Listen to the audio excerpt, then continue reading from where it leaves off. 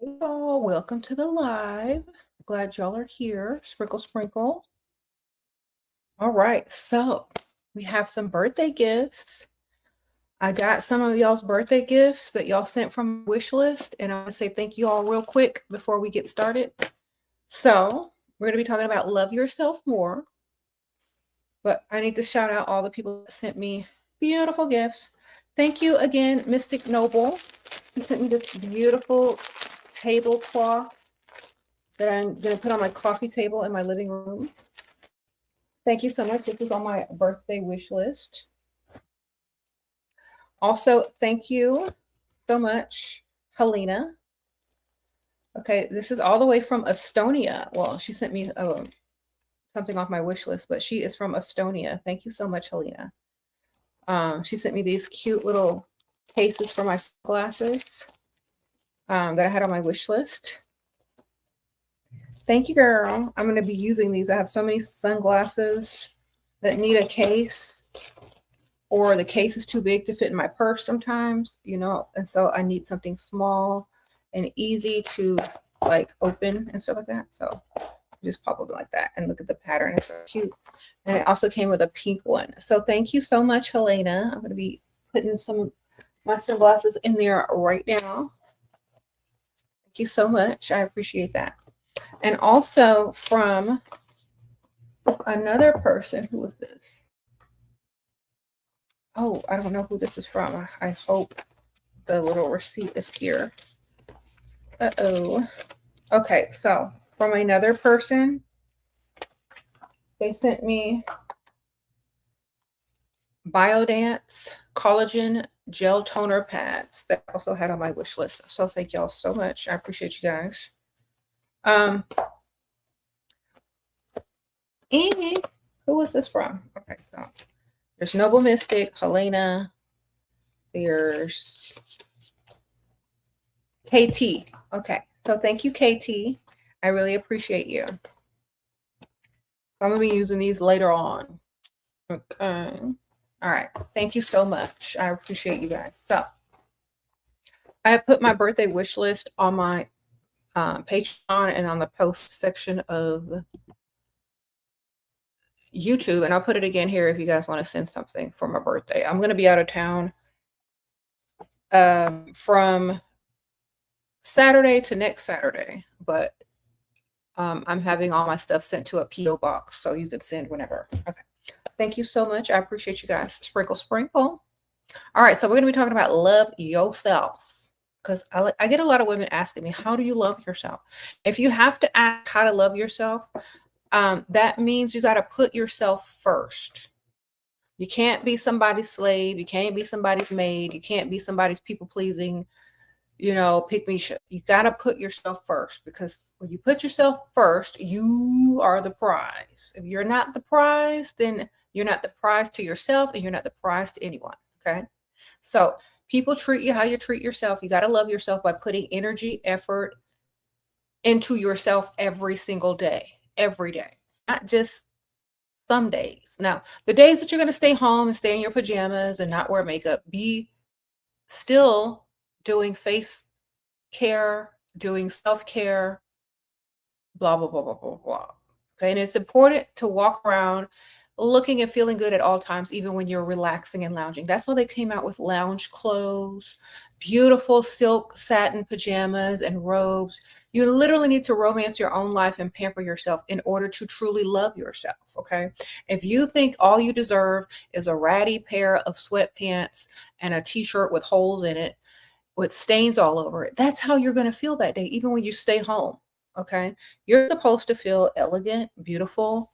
You're supposed to feel like you love yourself and that you care about yourself enough to put effort into yourself, even if it's just lounging around the house. Okay. So if you want to truly love yourself, first of all, you got to take some initiative. Go in your closet, go in your drawers, and take out everything that makes you feel ugly. All right. Take it out. Take out everything that doesn't make you feel beautiful. Take out everything that make you feel better when you put it on, and throw it in a car, and throw it away, give it away, donate it, whatever. Okay. Because some of that stuff need to be thrown out. It don't even need to be donated. It got so many holes in it. So take your stuff and cleanse from your old self and replace with your new self. Okay. It's all about leveling up. You got to do it. Okay. All your pajamas should be beautiful. All your nightwear, loungewear should be cute. You should feel good to do things. That's what gives you the motivation to get up and go do them. If you're excited to get up and put on, a cute outfit, you're going to feel good the rest of the day. If you're excited to get up and put your makeup on and do your hair because everything you have you actually like and love, that's what's going to push you and motivate you. If you have stuff you don't like, if you got mediocre stuff you don't like to wear, your closet's full of crap, you got to sift through all the stuff to find something to. That way, everything you look and touch is going to be good, And you can do that. You don't have to be rich. You can do that with quality pieces that you like. They don't have to be expensive, okay? They don't. But you got to be excited and happy when you take care of yourself, okay? You have to love yourself enough to give yourself that gift of excitement every time you get to get dressed, every time you get to put your pajamas on, every time you get to do your makeup, every time you get to make your bed. Make sure you have cute bedding, pillows, romance your own life, okay? And if y'all are having trouble with this, y'all need my book, Leveling Up to Your Best Life. Now, this is a coffee table book. Y'all's is going to be pink. This is the author's copy. But this is a really good book on how to live your best life with what you have already at any budget and how to romanticize your life, okay? How to love your life, how to love yourself, how to deal with people that don't like it. Okay, all of that's in here. And y'all really need to pick this up if y'all are having issues with thinking you deserve something, because you do. Everybody does. You just have to give yourself permission to live your best life, okay? And my books are on Amazon. And also, it's like the third link in the description bar, okay? And this one's going to be part of that link, as well as my other books. But this one is what y'all need if y'all are trying to figure out how to romance your own life, how to love yourself, how to make yourself feel worthy and worth everything you desire, okay? That's what y'all need. Because if you don't, you're always going to sit up there feeling less than, like you don't deserve anything, guilty about receiving, and it's because you've been brainwashed to put yourself last and least important, okay? And you got to flip all that around, okay? Sprinkle, sprinkle. Now, I think it's the super chat. Hold on a second. Provider blocked and texted. You texted him and he didn't answer, so I blocked him. What do I do? He blocked out of nowhere. Okay, ma'am. They all cheat. You need to have a roster and go to the next one all the time. Every time they do that, they're doing something else. You need to be doing something else, okay? You shouldn't even realize he blocked you. You should already be talking to someone else. You had a first date with you had a first date with a millionaire yesterday. He is 5'2", 30. Oh, he's 52. Okay, girl, I was going to say short king. He's 52. You're 30. You told him, I need financial help. He said, I can do it, but I'm not an ATM. He said it twice. Okay, he's broke. Sprinkle, sprinkle. Maybe he says he's a millionaire, but does he have millions to give? Or does he have millions elsewhere that he can't touch? Okay, so y'all need to understand what millionaire actually means. Because some of y'all, he might just have $1 million and half of it or most of it is in investments or tied up. So a lot of guys like to live off the name millionaire, but they don't have the type of money to spend. You understand? So most of his money is probably tied up. He probably doesn't want to be used as an ATM. He's only 52. He still thinks he can get women for free. Okay. And honestly, you should say, oh, that's okay. You don't worry about it if you don't have it. You always need to bruise their ego, okay? Just because they say they're a millionaire don't mean they have access to millions. That means they have it spread out most likely, okay? Thank you, Charlotte. Sprinkle, sprinkle. If he's not a generous millionaire, he's like basically useless to you. Do you understand? So, yep. And to the other person, stop playing the block game. Just move on. When he comes back, charge him the re-entry fee. And if you block him, charge him the unblock fee. Okay. We're not playing games. We're just getting money. Replace when they acting stupid. Next. Okay. We're not doing all of that. It's too much work. Talk to the next one. I'm sure you look good enough to get him. You can get another one. You should already have a roster anyway. Okay. Thank you again, girl. Thank you. Thank you. Okay, so sprinkle, sprinkle. If that man wants you to chase and try to find him and act the fool over him, he got the wrong one, right? If somebody blocked me, they'll never have to worry about me again. I'm gone. On to the next, baby. Sprinkle, sprinkle. Not even worried about it.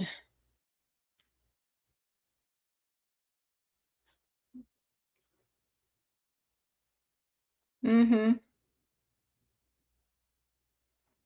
You said it seems weird he texted you, but first don't call me and he looks sad. I don't complain. I'm just curious. Y'all are thinking too much. If the man likes you, he gonna do right. If he don't, he's hiding something. Okay. They're always lying about something. You'll figure it out sooner or later if you keep dealing with him. If you keep dealing with him, you're gonna find out what he's lying about. And when you find out what he's lying about, you'll say, okay, now it makes sense. Okay. Just get his money, ma'am. Don't worry about none of that. You know he's lying about something, just get his money. If you're married, should you have access to his bank account and cards, or be content with him just sending you money every month? It all depends. It all depends. Okay. Is it enough money or do you need more?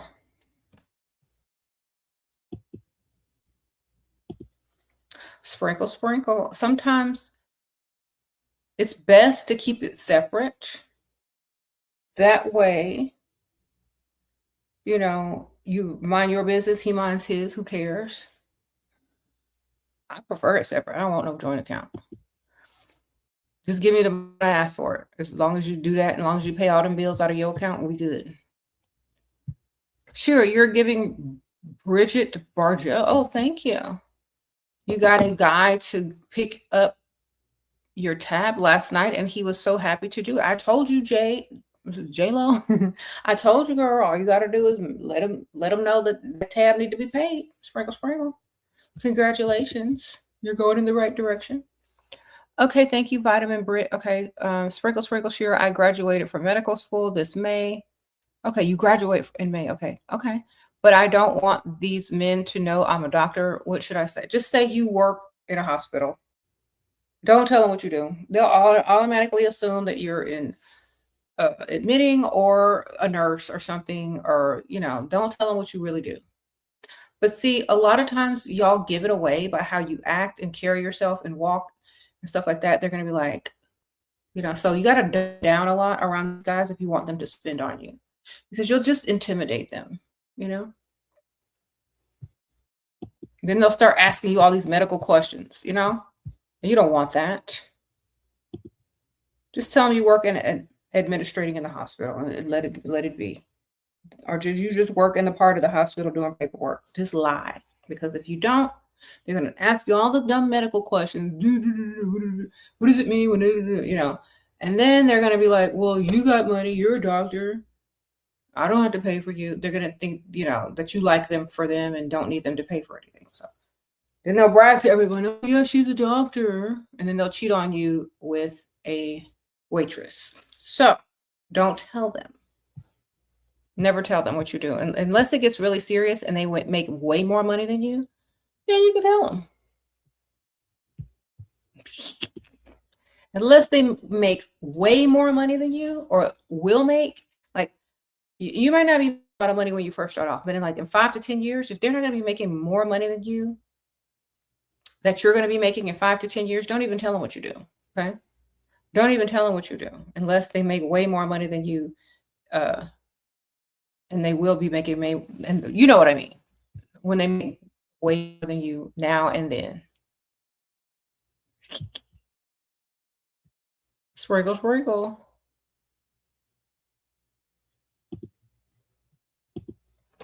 Yeah. Brag about it to your friends. Don't post it on your social media if he sees your social media. Have a separate alias social media. But yeah.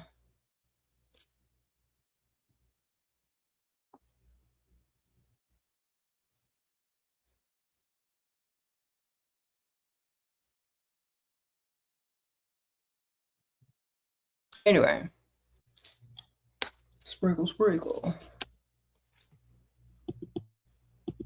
Sorry, y'all. Hold on. Somebody texted me. Okay. All my birthday discounts are coming on my phone. You know, like when you sign up for stuff and when your birthday gets near, they start sending you all these discounts and coupons and come shop with us. It's your birthday. We have a free gift for you. We have a coupon. That's what's coming through. Mm. Thank you. So love yourself. Yes. Okay. So another way to love yourself is to surround yourself. Don't be afraid to have mirrors. Don't be afraid to, have a picture of yourself somewhere. Don't be ashamed of how you look. Don't be ashamed of talking positive about yourself to other people. Don't be ashamed to, be your best self every day. Like just because some people complain about you do like looking too good or why are you doing your hair and makeup or just going to the store? Don't be ashamed to do that because people that love themselves put effort into themselves. Okay.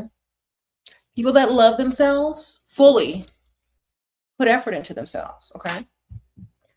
Just like when you go over someone's house, you can tell if they really like their home or if they don't because they don't take care of it and they don't clean it and they don't decorate it. They just have it looking all sort of messy and not unkept. And that's how the same thing is with you. You know? People that love their car, they wash it, they take care of it. They make sure the maintenance is up on it. Okay. They don't just let it go. So you can tell when people love themselves and when they don't by how they look, by how they leave their house, by how a lot of things are about them. So don't ever let someone tell you, oh, you're doing too much. And then you look at them like you're not doing enough because you don't love yourself enough. The difference between you and me, this is what you tell them. The difference between you and me is that I love myself more than you love yourself. Okay. And I'm willing to put in effort and energy into myself because I do love myself. I don't want to look like that. I don't want to look like who did it and why because I love myself too much to represent myself in that manner. Okay. Sprinkle, sprinkle. Okay. That's right. So loving yourself, also how you talk to yourself. Like I was saying, you don't talk negatively about yourself. You always talk good about yourself. Always good things, not bad things. Okay. Don't victimize yourself. Don't talk bad or low or negative about yourself. Okay. Not even to other people. And respect yourself. Okay. Don't go around looking like who did it and why or like you for the streets. Okay. Sprinkle. Oh, thank you so much. Wandering Heights. She says happy birthday, Shira. Thank you, ma'am. And women who love themselves and put themselves as a priority, they don't need to worry about what the next person is doing. They don't need to worry about other people and trying to pick them apart because they're truly happy and they love themselves and they don't see a need to do that. They're not projecting. You know what I'm saying? So if you truly love yourself, you're going to be an inspiration to others. Okay. Because how you look and how you carry yourself should inspire other people daily to love themselves more. Okay. Because what you are is what you're going to vibrate. You're going to vibrate people to do more, to love themselves more, to take themselves more seriously, to make themselves a priority. Okay. You don't want to be the person that walks around making people say, ugh, why is she looking like that? You don't want to be that. Not even for yourself. Okay. I don't care what you're doing. If you love yourself, you won't treat yourself that way. Okay. Sprinkle, sprinkle. You just won't. And this is how you can love yourself more by treating yourself better. And I guarantee you, any person that is going to deal with you after you really start loving yourself and taking care of yourself and putting yourself as a priority, is going to treat you the same or better.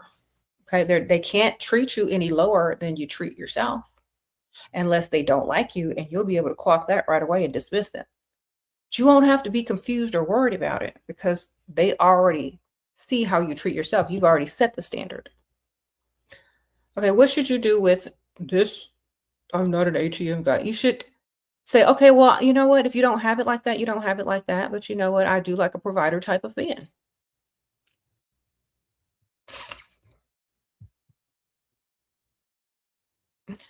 Okay. It's like, well, that's okay. You don't have, if you don't have a lot, that's okay.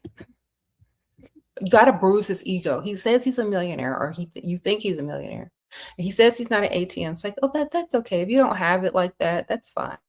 That means that's okay. You don't qualify. I'll find another man. You just buy me dinner and pretend like you got something. Okay. That's what it means. Okay. That's what he's going to hear. Okay. Well, it's okay if you don't have it like that. That's fine. That means you're not good enough. And you're going to be on the bottom of the roster. And I'm going to look for someone who actually has real money that he could spend.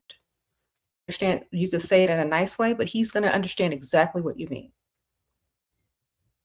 He already know you going to the next one. He's not good enough. Then he's going to try to overcompensate and actually give you more because now you bruised that ego. You understand? Sprinkle, sprinkle. You got to play the game. He says he's not an ATM. Say, oh, no, that's okay. Don't worry about it.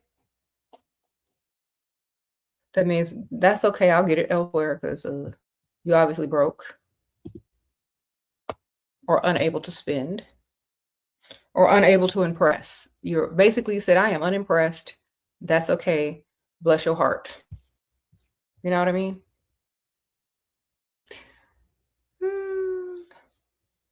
Sprinkle, sprinkle.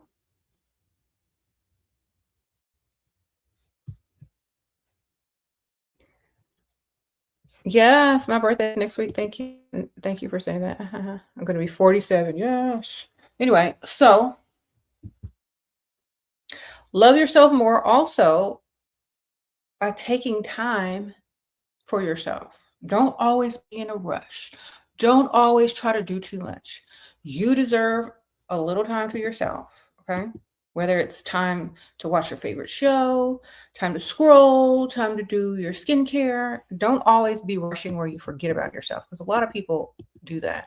And then people can tell. Oh, thank you, Foxy. Okay. You said your boyfriend told me I'm his first, second, and third priority, but that my first, second, and third priority is his Amex and Chase Sapphire. Should I feel bad? No.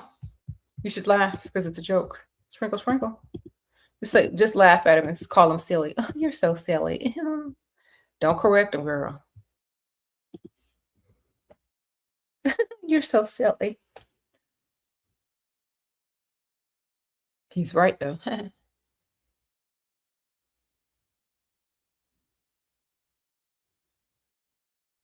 You said your mindset completely changed when I started to watch your videos. Uh-oh.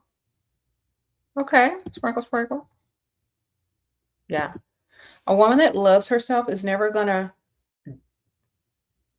put herself last to where she has to rush. She's going to wake up early if she has to. Okay. And she's going to be late if she got to. Okay. Sprinkle, sprinkle. You're going to be late or you're going to wake up early. Either one. But you ain't getting ready to look like who did it and why. Okay. Better late than ugly, but you better wake up early. Did you understand? All right. You do not show up to anywhere looking crazy. You should just show up late looking good because they'll forgive you. Sprinkle, sprinkle, believe me. If you look good and you're late, they don't care. If you ugly and you early, they mad. Why are you here so early?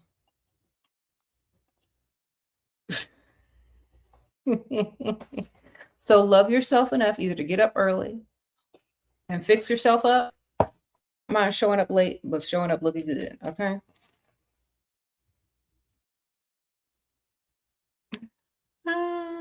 So thank you.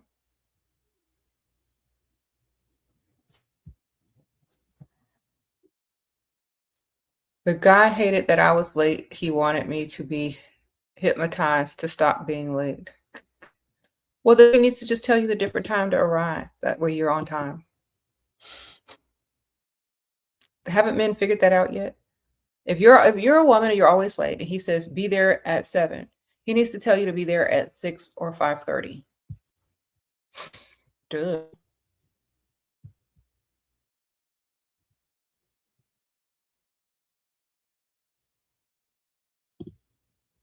You said hypnosis. Tell him money would make you come to the on time. Like, well, if you just gave me some money, I'd be here on time because I could hire people to do the stuff I need to do.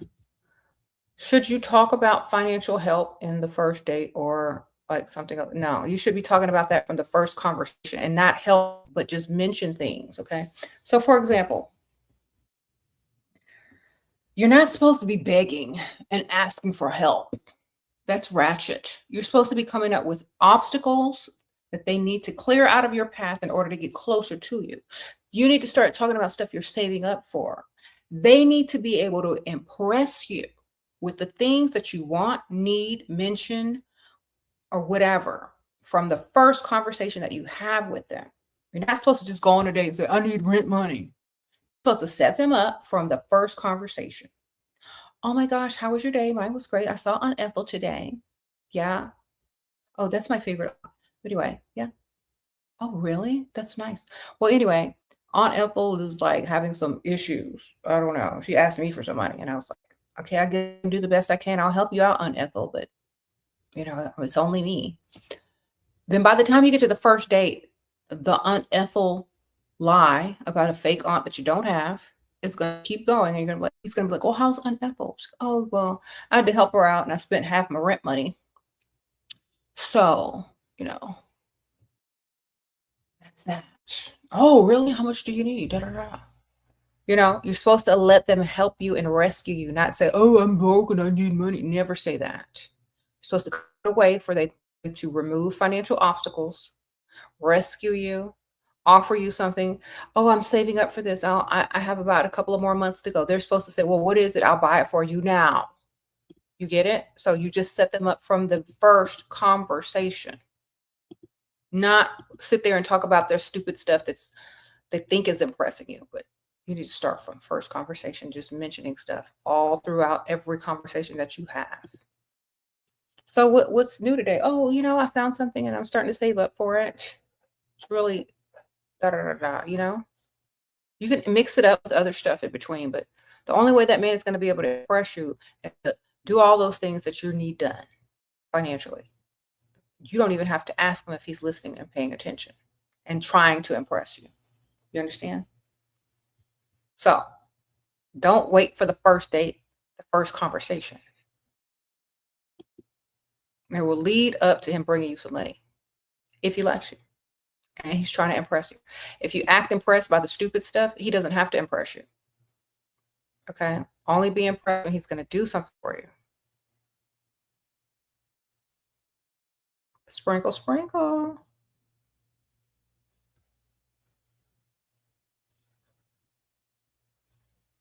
Okay, thanks to me. Okay, Shira, thanks to you. You got a provider man and you have a 30-year age gap. You stopped working and he sent me back to school. Oh, that's right, man. Get your money up. Get your education and your money up. Sprinkle, sprinkle. Wonderful.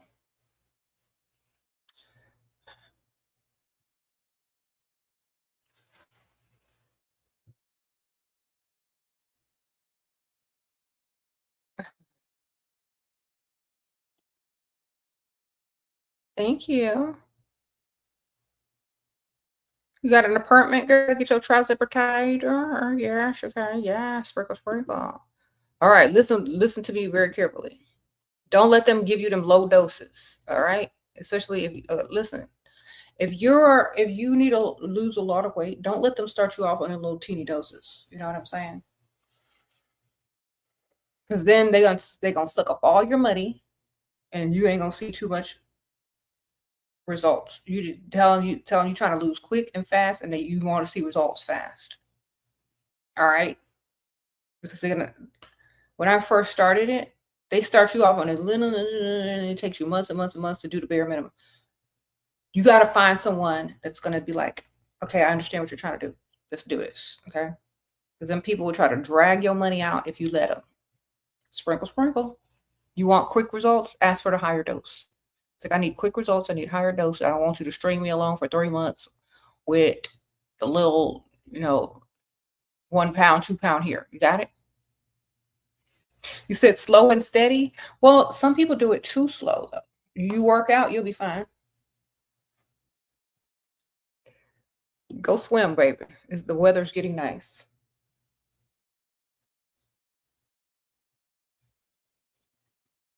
Well, that's just my opinion. You can go slow if you want to.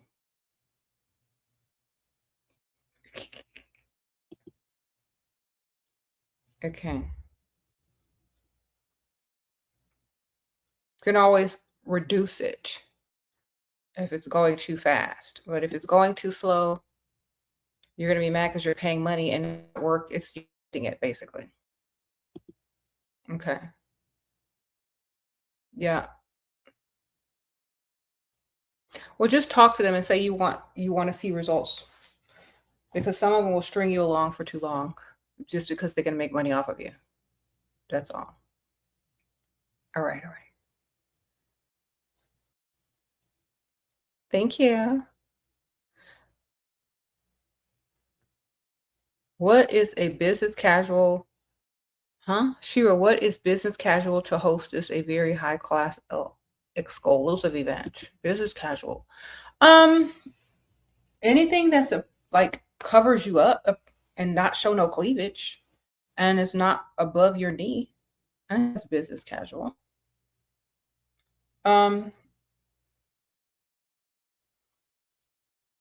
So you can't go wrong with a wrap dress because it shows your good, qualities, but it's still, but it has to be like, cover your stuff up here. It shows your good qualities. It's not too short and it's not too long. It shows that you have a waist. It looks good on most body types and it still looks professional. As long as it don't have a bunch of crazy patterns, and you can wear any type of shoe with it, heel, closed toe, whatever. You can dress it up or dress it down. But I would definitely say some type of wrap dress versus a suit or pants or something like that. Dresses are always more feminine, and wrap dresses are flattering on most body types, and they can pass as business casual. Okay. If it's exclusive, you can like do a little jewelry, upper, makeup and hair.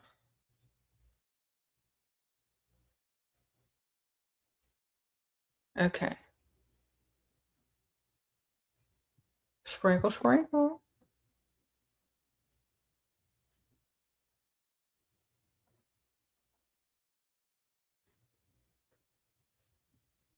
All right, all right.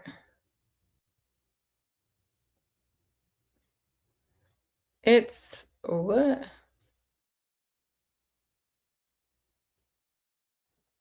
Okay, okay. I'm sorry, y'all are talking about the trifecta. Yeah. Just talk to your doctor or your nurse and they'll help you. But don't let them keep you on a low dose too long. And they also have medications that will stop nausea if you take it with it, or if you just have a strong stomach, you can withstand it.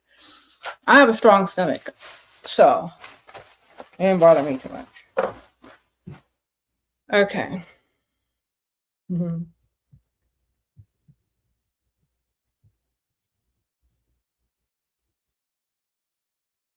Shira. Hey y'all. Do y'all have my perfume yet? Love potion number 7. Okay. Speaking of loving yourself, this is a love potion for you. That's why the packaging comes with a mirror. See? And it says sprinkle, sprinkle on there. So you love yourself. You treat yourself how you want others to treat you. It'll be easier for others to love you. Love yourself already. Y'all better get you some love potion number 7 by Dust Free Limited. Sprinkle, sprinkle. It's the first link in the description. All right. You got the perfume? All right, Paisley. I know that's right. I hope you love it. It smells like vanilla, praline, tonka bean, coffee, ginger, cinnamon, white floral, and skin musk and candy. You're absolutely going to love it. The perfume is awesome. Thank you, girl. Thank you, Simone in the 90s. I appreciate you. If you go get what? Oh, okay. You could get stuff. You could get the stuff shipped to you too. But I think most people start off in the doctor's office or in the med spa, and then they figure out that part later. Okay. Thank you, girl.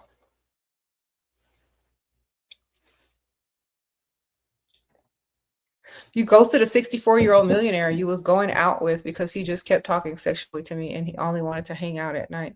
Yeah, you did the right thing, girl. He saw you as just a roll around the mattress. I would have told him something. I'm like, look, if you looking for somebody to roll around on the mattress with, that's not me, baby. You go find somebody and pay for that. You want to seriously date somebody and, be a decent human being, then call me. All right. Sprinkle, sprinkle.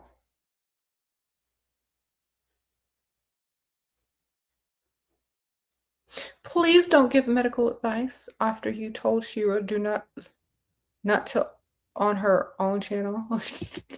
Girl, just do what y'all need to do when nobody cares. You know what I'm saying? I'm just telling y'all what I did. That's what I did. But I'm different. Everybody's different. So go at your own pace. Yes, definitely agree. Okay, so this is one of my gifts from one of my subscribers, KT. Thank you, girl. I got Biodance Collagen Gel Toner Pads. I can't wait to use these. Self-care, self-love, loving yourself. Instead of all that money y'all are spending on dusties and people pleasing, y'all need to get stuff for yourself: perfume, skincare, facial mask, hair products, and it's an investment in yourself to make yourself look good and feel good each day. Okay. Look at these. Oh my gosh. Oh, I can't wait to use these. I'm excited. Oh, it feels all jelly. My face is going to be glowing. It's going to be glowing. Okay. I'm taking these on vacay with me. All right.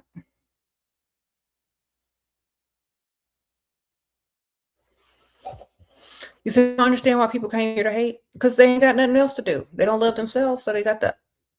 Like I said, if you don't have self-love, you got self-hate, that's what's going to project out into the world. Okay. If you love yourself, you don't need a reason, or you don't see a reason to hate on other people. Why? Because that is projection. That's why I care. As soon as someone starts hating, I already know they don't love themselves. I just know it. Because people that love themselves don't go around hating. They just don't. They don't go together. So they need to work on themselves. They can project all they want, but real people understand that you're just projecting, and they literally feel sorry for you. They don't take it personally, because why would someone take you seriously or take anything personally from someone who doesn't love themselves? You don't even love yourself. Why would you care about me? The same thing how men see you. If you don't even love yourself, you can't ever love a man correctly. And when you love a man correctly, it's because you love yourself correctly first. The best way to love a man is to allow him to be a man, allow him to provide for you, allow him to be a masculine protector and provider for you. You can't coddle him. You can't be his mama. You can't nag him all the time, telling him to change, even though you accepted him as a desi. No. Our masculine man likes a feminine woman, and a feminine woman values herself, puts herself as a priority, lives in her feminine energy. You understand? So if you don't like yourself, you need to do something about that. You need to love yourself and stop projecting out your self-hate onto other people. You understand? Because everybody sees that now. Nobody cares. Nobody's taking it personally. It's all you. Go look in the mirror and do your best. Okay? If you don't do your best every day, you're going to feel your worst. Okay? So just go do better. Projecting is not a good look. Everybody knows now. All right. Sprinkle, sprinkle. You said you see it at the gym all the time. Yes. Everyone who loves themselves, they don't take stuff personally from people that look worse than them because they already know what it is. It's self-hate. And that's what they're, you know, projecting. If they love themselves, they give you compliments. All right. Sprinkle, sprinkle. Hi, Shira. What if he pays for everything? If you was great date we have and we want to sleep. Girl, don't be rolling around on the mattress with nobody until you are well invested into over a period of time, baby. You got to get bills paid, car notes, rent, gifts. You know, you need to celebrate something. Some holiday needs to pass that you need to celebrate with. Don't be trying to rush to the mattress, ma'am, unless y'all are young and stupid and that's all you're in the relationship for. But make sure he got some money in case y'all slip up and got to bring life into this world. You know what I'm saying? You talk too much during a date. Should I just listen to them and play along? Super feminine stuff, soft voice, and blah, blah, blah, blah. Yeah, just tell them, girl, shut your mouth. You know why? Because you need to gather information on how to get their money. And they're not listening to you anyway, girl. Sprinkle, sprinkle. Sadly. They don't need to know your whole life story. They don't care about all that stuff. All they're doing is waiting for you to shut up so they can brag about themselves. So just listen to what they say, gather the information, know how to get their money, laugh at their dumb jokes, mention stuff you're saving up for, mention Aunt Ethel a few times, set the tone for them to get you some money. Okay. That's what you need to be talking about. You need to be strategic in your conversation. When they ask you a question, so what did you do today? What did you do today? Oh, I'm so sorry. Well, if you really want to know, I went to Aunt Ethel's house to help her. Start off with the Aunt Ethel lore. You don't have to tell that much about you. Just tell them the things that they need to know in the future to get you some money. You understand? There you go. They're not really listening to you anyway. They're trying to find ways to impress you. So if you're not telling them stuff on how to impress you, they're not listening. Their goal is to get you on the mattress. Their goal is to impress you enough for you to like them enough to see them again, to possibly get you on the mattress, right? If you're just talking about your life story and all this stupid crap that no one cares about, they're not getting any information out of you. You need to give them fake information on a fake Aunt Ethel and fake stuff you're saving up for and deals and all this kind of stuff that you need them to impress you by paying. Okay. You need to mention it casually and stop worrying about if they know you or not. They don't care. They want to sleep with you. Once they sleep with you and they've invested heavily into you and on Ethel, then they'll start to ask you real questions. You know what I mean? That man doesn't care about any of that stuff until after he's invested a lot. The real questions are going to come later on. Do you understand? They're not getting to know you for you in the beginning. They're going to get to know you later after they've invested heavily, okay? Because they don't care. Once they've invested heavily, that's when they start to care more because they've spent money, all right? So the first date is filler talk. It's not even really what they're trying to get out of you. It's simply hurry up and finish talking so I can impress you. Hurry up and finish talking so I can impress you. Hurry up and finish talking so I can impress you, so I get you to the mattress, okay? And what you're talking about needs to hurry up and shut up so I can tell you what you need to pay for. Hurry up and shut up so I can tell you about this unethical issue. Hurry up and shut up so I can tell you about the gifts I want and I'm saving up for so you can surprise me with them enough to think you have impressed me. All right? That's what the first date is, literally. How to shift from emotional comfort role to the woman he wants to pursue seriously. Stop being his mama. He got a mama already. Sprinkle, sprinkle. Stop trying to be his mother and his therapist and be his muse and his worst nightmare. The woman he can't have, the woman it's hard to impress, the woman who plays hard to get, the woman he wants to chase, the woman that all other men probably want, but he's got the attention of, so he better make it happen. You understand?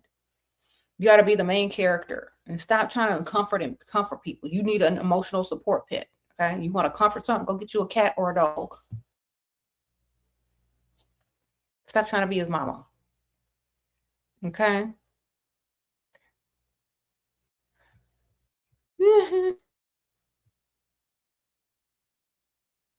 Sprinkle, sprinkle.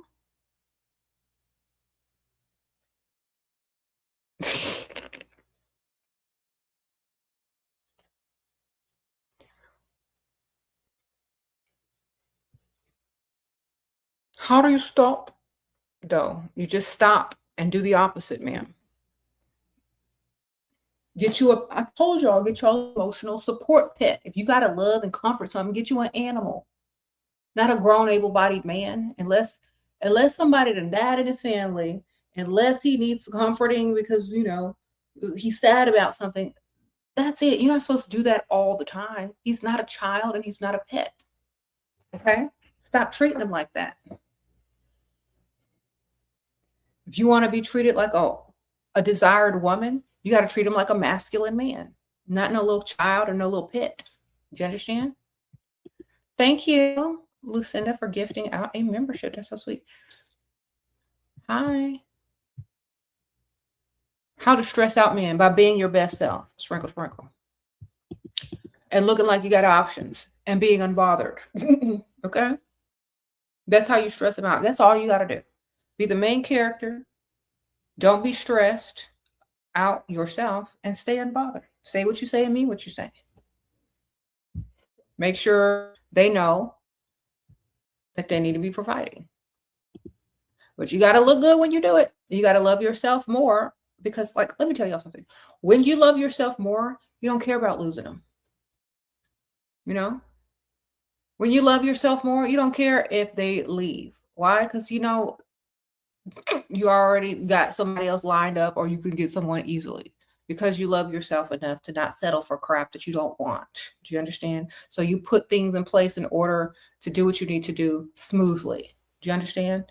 Because you love yourself. You pre-plan, you got your backup, you got your spare tire. You love yourself. Okay? It's like you like your car, right? Make sure all the stuff is up to date on your car. All the maintenance is up to date on your car. You got the spare tire in the trunk. You got your not the AARP, that's for old people. You got your AAA. You got your tow service. You got your roadside assist. You got your insurance. You got your car wash tag. You get many car washes as you want, right? You love that car. You love yourself. You take care of it. All right? You put effort into it. It's insured. You understand? That means you're good. Don't be afraid to lose something you don't even have when it comes to these men because you're insured. You can go get the next one. You can do this. You can do that. Don't let people hold you back by not even doing anything for you. Some of y'all are holding on, being people pleasers to men that have done nothing for you, afraid to lose a man that has done nothing for you. All out of brainwashing. Okay? If you can get him, you can get them. Easy. Sprinkle, sprinkle.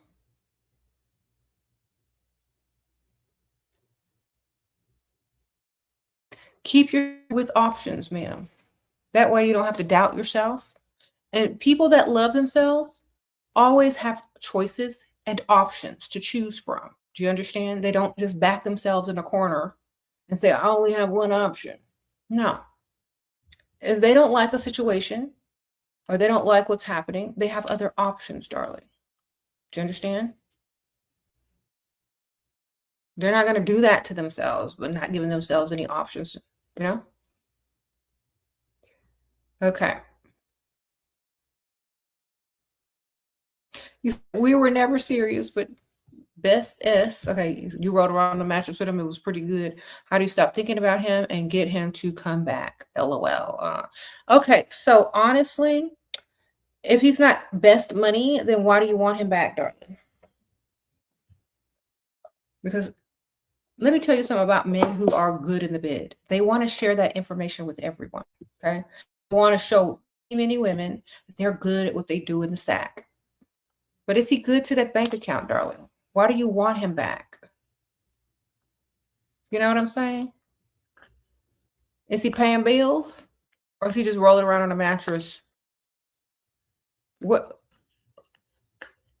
You know what I'm saying?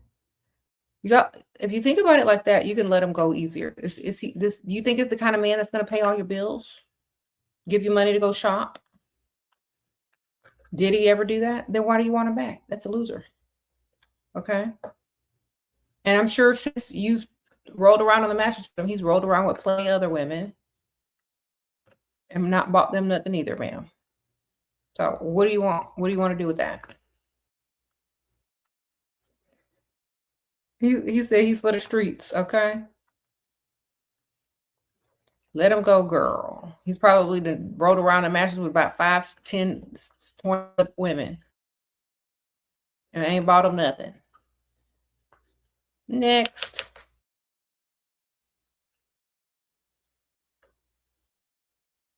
Sure, how do you start grounded with everything happening in the world? How do I stay grounded with everything happening in the world? Girl, because it ain't happening in my world, you know?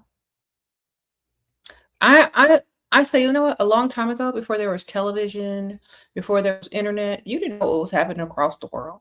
It did not concern you. Why? Because you weren't there.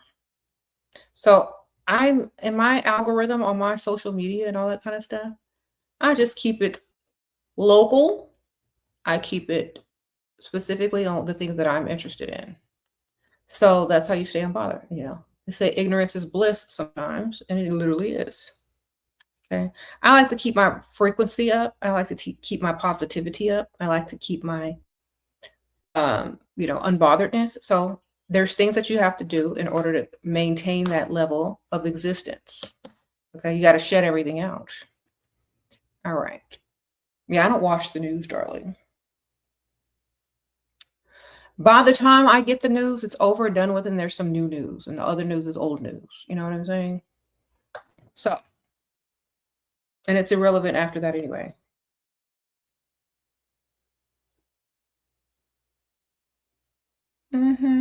Yeah, I turn off the news on everything. Like I don't get news. Sprinkle, sprinkle. So I don't know. I don't get news. I get coupon codes, fashion tips, comedy, decor tips for my house, you know, stuff that is relevant to the life that I live on a daily basis. Okay. Sprinkle, sprinkle. What? When you're focused on your purpose, outside info becomes distraction. That's true. Yeah.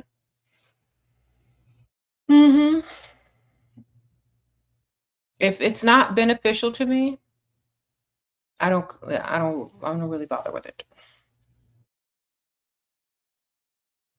Thank you, girl. Sprinkle, sprinkle.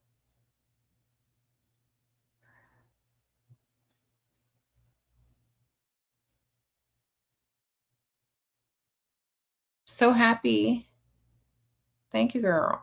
The only news I want is what he gonna get me next. Sprinkle, sprinkle. I know that's right, man. Yeah, if it's low frequency, if I'm not putting no money in my pocket, it doesn't concern me. There's nothing I can do about it. I'm just gonna let other people watch whatever that is. It's not for me. Okay. All right, all right.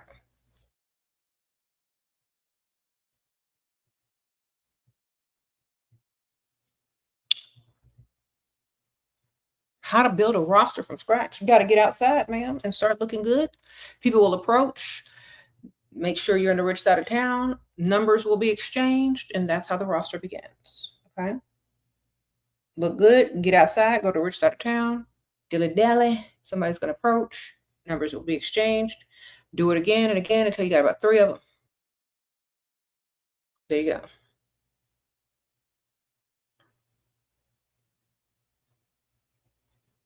Sprinkle, sprinkle. You said you just canceled a trip to a man that just wanted you for arm candy, and you asked him to get an Airbnb for one day. And he said no. Well, girl, bye. Yeah, exactly. Tell him to find some other stupid arm candy. So you are not the one.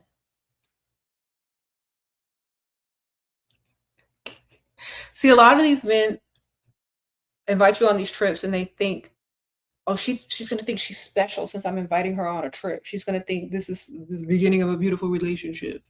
Well, if that man actually really likes you, he's going to try to impress you by doing what you want him to do, right? And obviously he don't like you that much to do that thing that you wanted him to do. He just wanted to look like he was somebody with you on his arm for free. No. Tell him to go pick the next chick on the dating website. Go tell him to go find some arm candy over there. Sprinkle, sprinkle.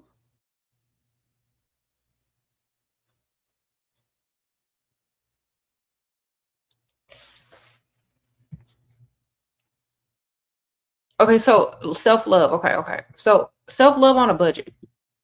Some of y'all are on a budget and y'all say, well, how can I love myself? It takes, there's free ways to love yourself. What you eat, who you hang around, the social media you consume. Okay. We were just talking about that. The negativity you allow in your life. All of those things are part of self-love as well. If in theory, if I did everything you suggested for the first date, should I then wait for him to do what we talked about, or should I remind him? You should keep talking about it, and that's going to be the subject until he does something about it. Do you understand? You will not act impressed by anything unless he does something about it. Unless he is doing something about it, not saying he's going to do something about it, but until he does something about it, you are not impressed. You are nonchalant. You are just there for the free food. You understand? So here's the example. So how was your day? Blah, blah, blah, blah, blah. Okay, great. Well, yeah. Well, Aunt Ethel needed me to pay her rent. And I was like, oh my gosh, if I pay her rent, I'm not going to have mine. But anyway, oh my gosh, this food looks so good. So now it's time to impress you. Well, how much is the rent? How much do you need? Oh, well, if you're going to do it, I really need it today.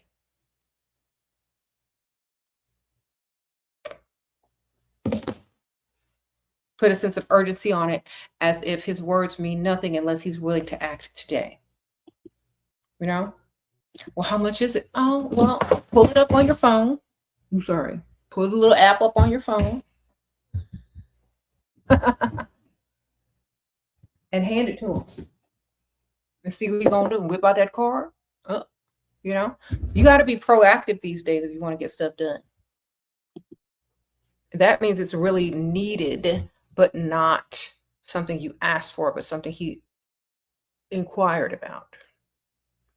But it might take forever to really get something. Yeah, but at least if he's willing to do it or not by him taking interest in it. I just dropped my phone. And before the second date, he has to do something about it, or there is no second date. You understand? Sprinkle, sprinkle. There is no second date if he ain't done nothing about it. You understand? You're busy. You're trying to figure things out. You don't have time. You're trying to tie up loose ends. You're trying to make this work. You're trying to compensate for what you lost with Aunt Ethel. You can't meet him. You're too tied up. He can't rescue you. Basically, what you're saying is you can't save me. You can't rescue me. You don't want to provide for me. You don't want to solve my problems. All you do is want arm candy to chew food across from in a restaurant. I ain't got time for you if you ain't here to benefit. Step. That's all you're telling him when you're not being impressed and when you're not responding to him if he's not helping you.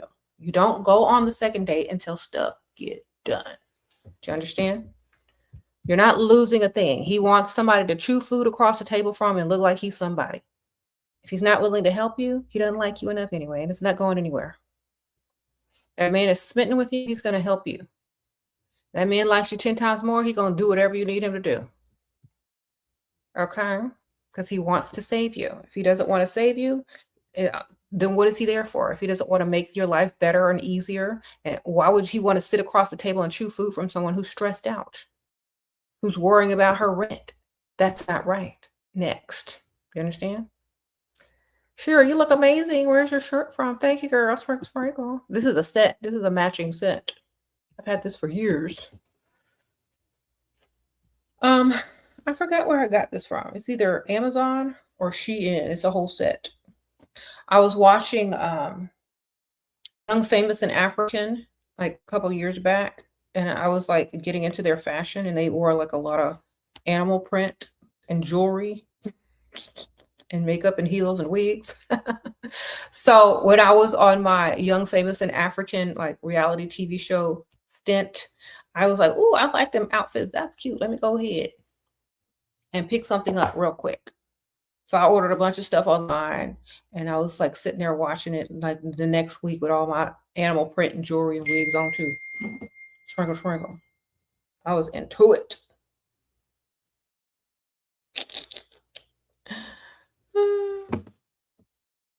I've told that story so many times. So I have a zebra one like this too, but it's like it's not like that cheesy zebra print. It's like that cream and black wide striped zebra. It's really nice. Okay.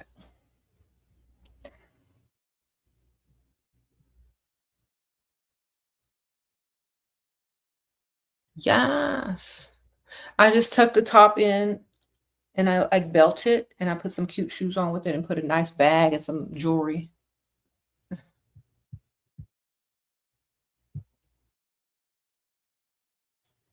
You said they always dress to impress. Their fashion is top tier. I know. Like I was watching that show just for the fashion, I'm telling you. The drama was good too, but the fashion was top tier. And y'all know Zari, the boss lady? Oh my gosh, she messaged me and she liked my content on Instagram. I was like, "Oh my gosh, is this you, girl? I'm gonna watch you all the time." Yes. Zari girl. Shout out to Zari the boss lady. Mm-hmm.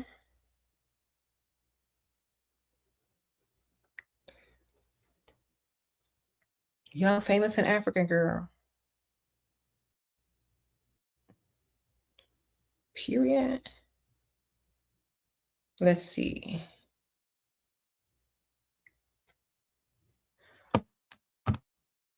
Anyway.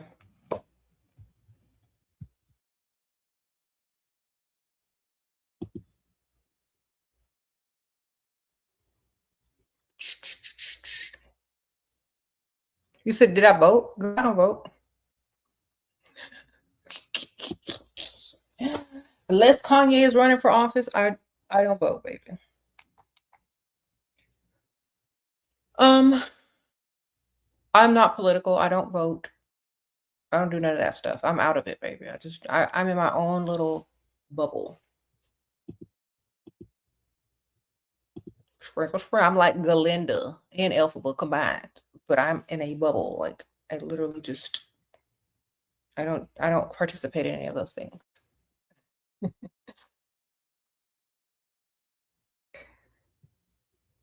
Sprinkle, sprinkle.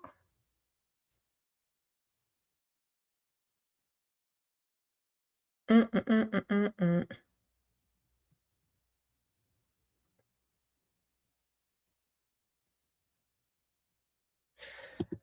Oh, your husband is cheap. How can I get his money? By taking his credit card, telling him you're gonna cook his favorite meal, that you go into the grocery store, you need his card to get the ingredients, and you go buy yourself a gift card at the grocery store, and then you go shop. Bring him back a Stouffer's lasagna. Let's pop it in the oven and tell him the line was too long. The self checkout line was too long, so you just got one thing. Here you go. Sprinkle. That's what you do. That's how you get some money. Because if he ain't gonna give it to you by just you asking, then you got to get strategic with it.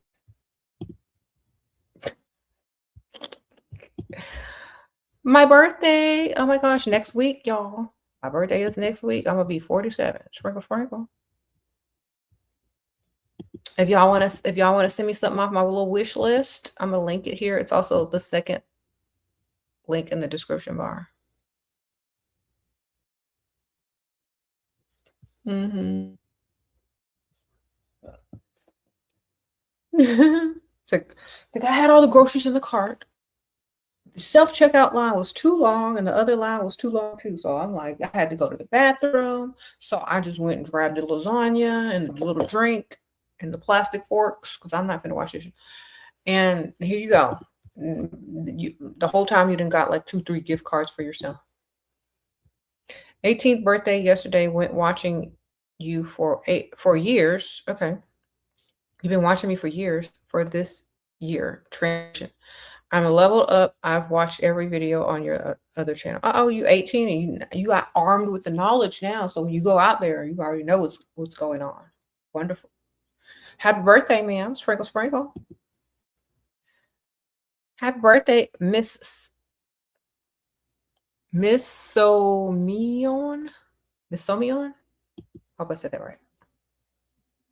Well, you're armed with the knowledge now. You can go make it work. No dust. You can have a dust-free birthday. A sprinkle, sprinkle. Thank you.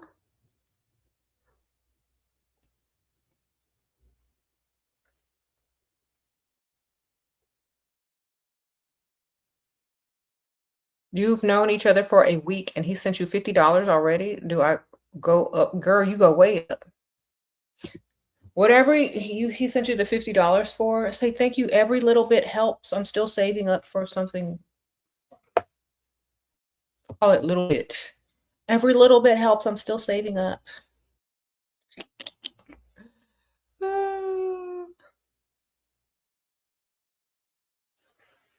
Aunt Elle asked for 75, so that 50 helped. Sprinkle, sprinkle.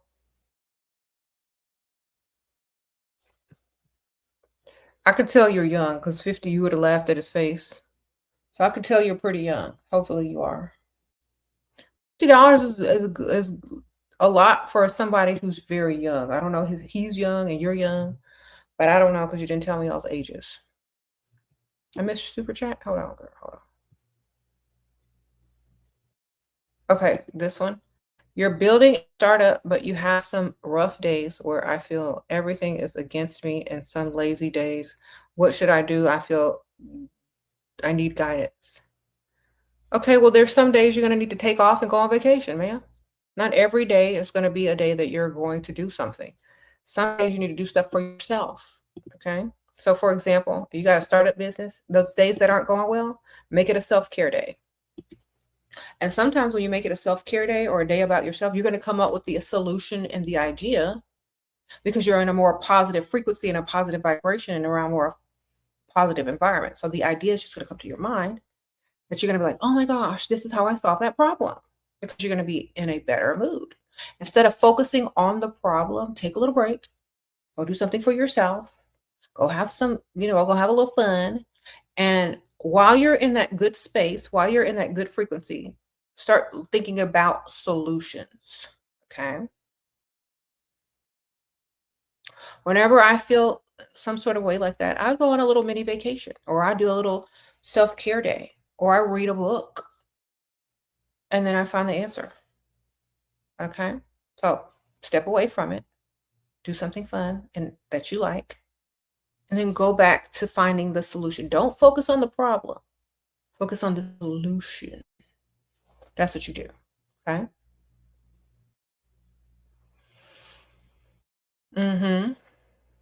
Even if it's just going out to a nice little bar restaurant, having a little appetizer and looking good and being outside, and you come up with the solution and go back to work. Go back to do what you got to do. Yeah, that's it. Mix it up with good life, okay? Be in the space already that's successful in your mind. So think about what you're going to do when you solve the problem, when you get through, what you're going to wear, where you're going to go, how you're going to celebrate.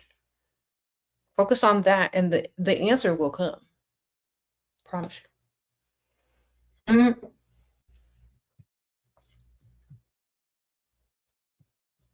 How can you not have a wrinkle at all, girl?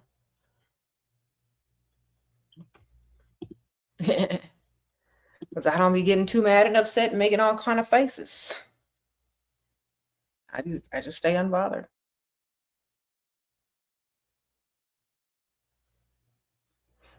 Didn't have to worry about no dusties. That take a lot of stress off of you.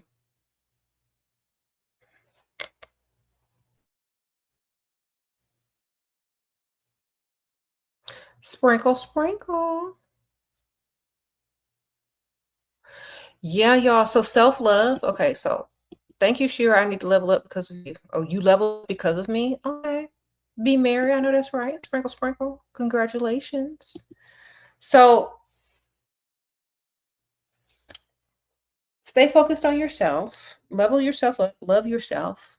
Make yourself happy each day because that's all you can do. No, nothing else can make you happy but you. So find ways to make yourself happy. That way you don't look for people to do it and you don't give them too much responsibility over your emotions and feelings. And you take less things personal as well. When nothing seems to be going right and everything fall apart, how do you stay positive? I just answered this, baby. By the way, is that a burger behind you? Thank you, girl. Yes, it is. And also, I focus on the positive and I do something nice for myself, or I get away from it until I find the solution and then I go right back to it and solve it. Okay. So things aren't going right in your perspective, but they could be going right in the long run and you just don't see it yet, you know? And things aren't falling apart. They're just dismantling so something new can be created. You understand? All right. It's like you have a house and you're getting ready to renovate it. You're going to have to do a little bit of demolition before you can recreate it. You know what I mean? So think of it like that. It's not falling apart. It's just reworking itself in a better order. That's how you have to look at it. It's just reworking itself into a better path. If you look at everything as doom and gloom and negative, that's what you're going to attract. If you say, oh, it's just reworking itself into a better path, that's what's going to happen. So it's all about perspective. Everything is perspective. You look at something from a negative perspective, you're going to expect negativity. You're going to be in a negative space. You're going to vibrate in negative energy. You're going to attract more negativity. If you see something as, oh, well, this is just redirecting me into a better place, but first it has to undo itself. And then when it's recreated, it's going to be even better. And so with that mindset, you're going to start to look for better opportunities. You're going to be happy. Your vibration is going to be higher. Your frequency is going to be higher. You're going to attract better people in better moods instead of being all humglum. All right. You're going to expect better and worse. And once you're like that, you're only going to look for the good. You're only going to see the good. You're only going to see the opportunity. You're not going to see more problems. You're going to see more solutions. You're going to see more opportunities. You're going to see more positive outcomes. So do that. Stop looking for the negative and only look at the positive. And I'm going to tell you why. Because you're wasting time looking at the negative. There ain't nothing good coming out of it. No money, no nothing. So why are you wasting your time?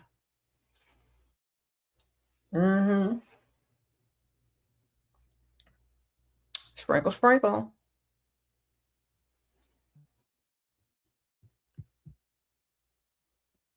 After dealing with a narcissist, you expect better. After dealing with a narcissist, you should never be a victim again. You should have learned your lessons. Okay?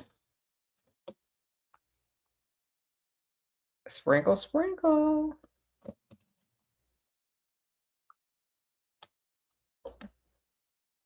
Dropping gems left and right.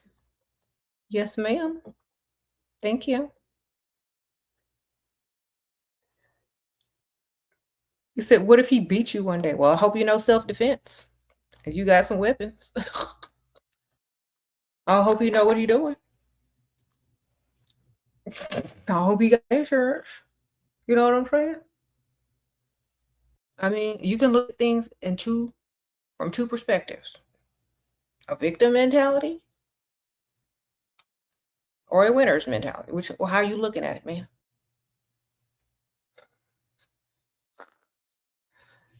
You know self-defense? Good for you, man. You ain't got to worry. Now do you? Mm-hmm.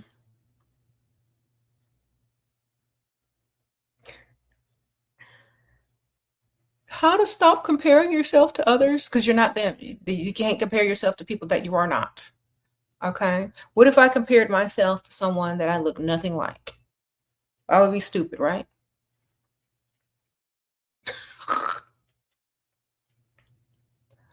Girl, let me go ahead and compare myself to Beyonce. I want to be like Beyonce so bad. I wake up every day upset and mad because I'm not Beyonce. Girl, once upon a time, Beyonce might have compared herself to someone, but she became herself. You got to compare yourself to yourself and be the best version of yourself. You can't be somebody else. All right? Then you'll just be a little copy and nobody will pay attention to you anyway. Be yourself. Be the best version of yourself. Do you understand? All the iconic people are just the best versions of themselves. They're not like everybody else. Then they wouldn't be iconic. Right? So you better get to getting. Sprinkle, sprinkle.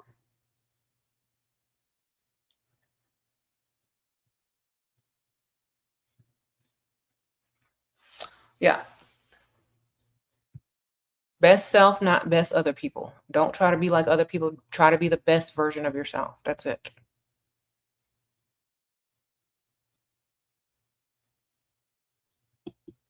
If you have to compare yourself to other people, you ain't the main character, man. You don't have no main character energy. If you have main character energy, this is what your conversation in your head is going to sound like versus when you're not main character. When you compare yourself to other people, this is what you're going to sound like. Oh, I wish I looked like that. Oh, I wish I did that. Oh, why don't I look this good? If you're a main character, this is how your conversation is going to go in your mind. Oh, I love how she wears her makeup. Maybe I'll try that. See how it looks on me. You know?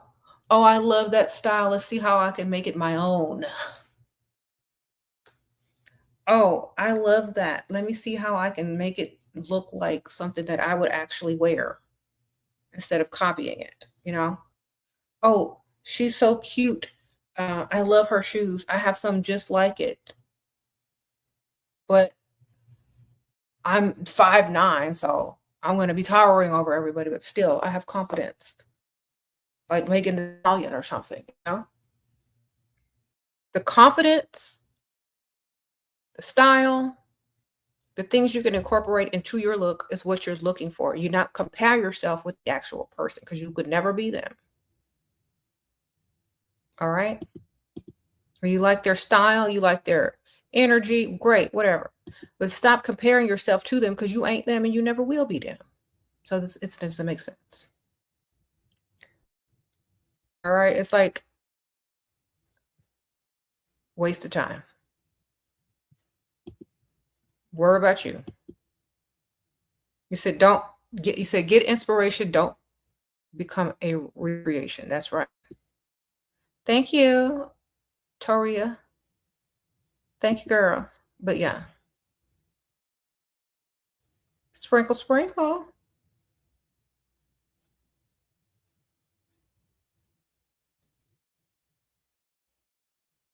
Mm-hmm. You did your makeup for the first time yesterday, a full beat. Let me tell you, I felt so pretty. I will start doing it more. Do it every day if you can, man. Sprinkle, sprinkle. Maybe not a full beat, but do you know, do something. Yes. Sprinkle, sprinkle. Let me tell you, it does make you feel good. And other people can sense that in you and you seem more approachable. Right? And it just becomes a part of who you are. After a while, it becomes a part of your personality, becomes a part of your aura. Okay. But you can tell the type of people also that only get dressed up and do their makeup and hair every once in a while. They feel like, you know, they feel good, but like that energy needs to keep going on to the next day and to the next day and to the next day. Imagine how good you can feel. Imagine how much more improved your life and self-esteem would be if you did that on a daily basis, how quickly it would change, you know? So I always challenge people to do something for 2 weeks straight every day because that's how long it takes for something to become a habit and not a chore. And if you do something every day for 2 weeks, it literally become a habit, because not only will you get the results and the benefits every day, you're going to get used to those results and benefits every day. And then you're not going to want to live without them anymore. You know what I'm saying? So if you can get up, get dressed, and put your makeup on and do your hair every day for 2 weeks, you're going to start to get addicted to the benefits, to the results, to how you feel, to all of those things. Okay. And when you do that, you're not going to go back. You're not going to go backwards. Okay. All right. Thank you, girl. Sprinkle, sprinkle.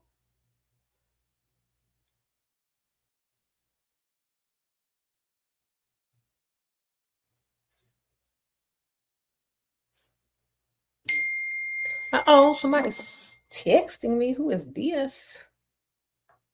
Hmm?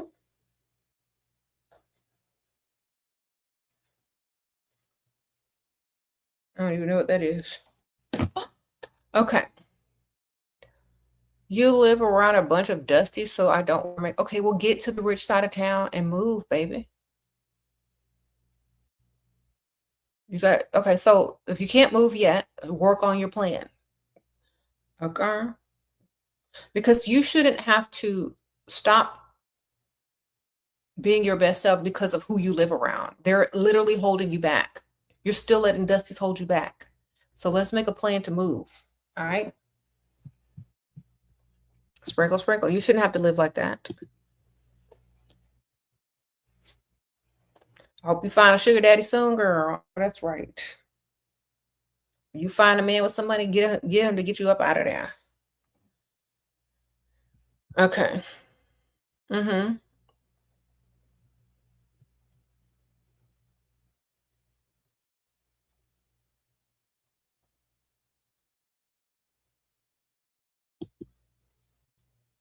How can I stop preventing me from elevating myself, huh?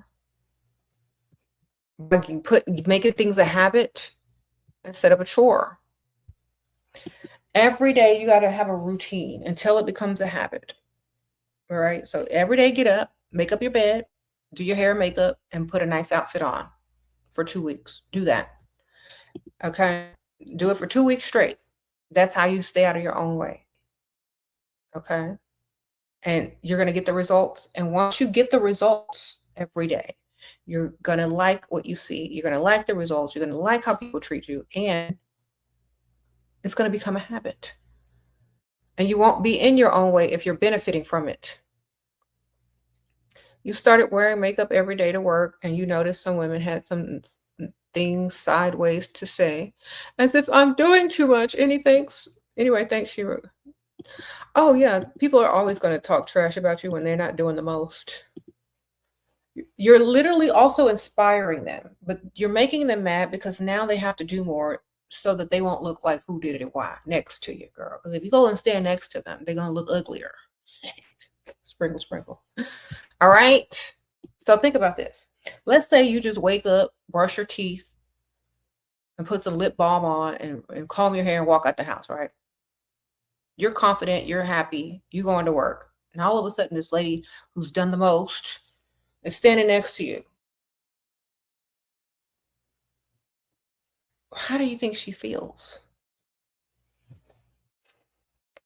Bad. Okay.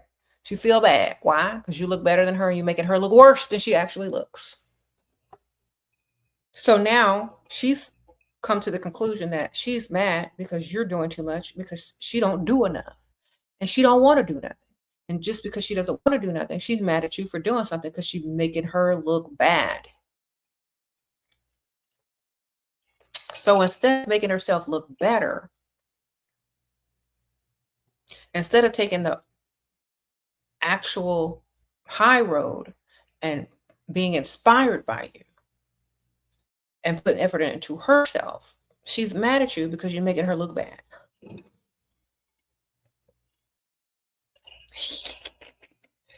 Her confidence has gone down because yours has gone up. Do you understand? So She got two choices: do better or stay mad. You know, that's it. It's up to her now. It ain't even your problem. It's hers. Sprinkle, sprinkle. All right. That is not your problem, man. That is her problem. She's having an internal conflict and she needs to solve it. All right. Don't worry about her. She'll figure it out. Either she gonna say, okay, well, I guess I'll stay ugly, or she gonna get up and do something about it. Either way. And if she gets up and does something about it and puts effort into herself, great.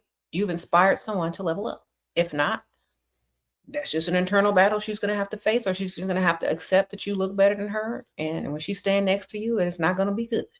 Okay? That's it. Sprinkle, sprinkle. You're only dating for marriage or no intimacy first because of culture. Okay, should I tell men I'm dating multiple guys at once? Nope, you should never tell them the truth. Sprinkle, sprinkle. You should say, I'm only dating you right now because that's the truth. You're only dating them at this moment in time. You ain't dating two people at the same time because two people would be there if you were. So you're only dating them right now. Okay? If you look good, they know that they know they got competition, because they know a man will approach you out in public if you look good, which means there's competition every single day and everywhere you go. You understand? So you gotta look good. That's self-love is also making sure that other people know that you love yourself as well. So when you put effort into how you look and you leave the house every day, all those men know that they got competition. You understand? You leave the house looking cute every day. All men who are dating you know that some other man will probably try to approach you every day. So he has to stay consistent on what he's doing because you look good, and men approach good looking women. Do you understand? So the best way to let him know that he has competition is to look so good that he don't have to ask you. He already knows. He's going to ask you and you're going to lie, but he's going to know you're lying, but still he doesn't know if you're truly lying, but he knows that another man can come and take you away at any given time. Even if you're not dating anyone else today, someone could approach you tomorrow. Do you understand? So, no, you tell him you're not dating anyone else, and you look good so that it looks like someone can ask you out at any given time, and you may consider it if he has more or he's doing more.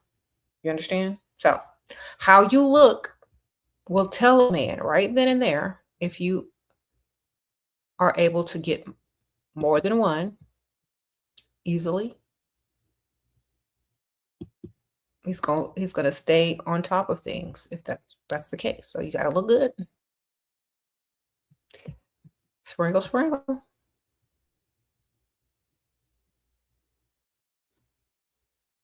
All right. You gave yourself a blowout just to sip a gorgeous cocktail in the sun and I feel alive. Yes, that sounds nice. Yes. See, doing little things like that for yourself is self-love. And when people see you doing those things, especially if someone is like watching you, they're like, oh, she treats herself nice. I have to do better than that if I want to impress her. You see, and that's how you get the better types of men who treat the women better, who do the most by doing the most for you. Okay. You said Gen Z girls are interested in business more. Okay, that's good. What's wrong? Get your money then, girls. Yes. Get your money and get his money. I know that's right. Mm-hmm. How to break free from trauma bond? Love yourself. I don't know what type of trauma bond you, girl. Try to have bonds with other people as well as the trauma bond, and it'll be easier to let go of that trauma bond if you have options. Okay. So, for example, you got a roster, but you got a man or whoever you're in a trauma bond with, and you're actually got a roster, it's going to be easier to let go of that trauma bond over time because you see other options and you see other paths and you see other possibilities and you see other ways to be, and that trauma is going to dwindle once you have someone else in the picture. Okay. Yep. Someone says bond with yourself. Exactly. If you learn how to spend time alone, that's the key. But some of y'all won't do that because y'all are too codependent.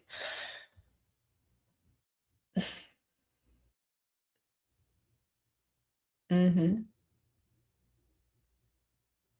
You don't drink and you're shy. Can I give you advice on how to be more approachable?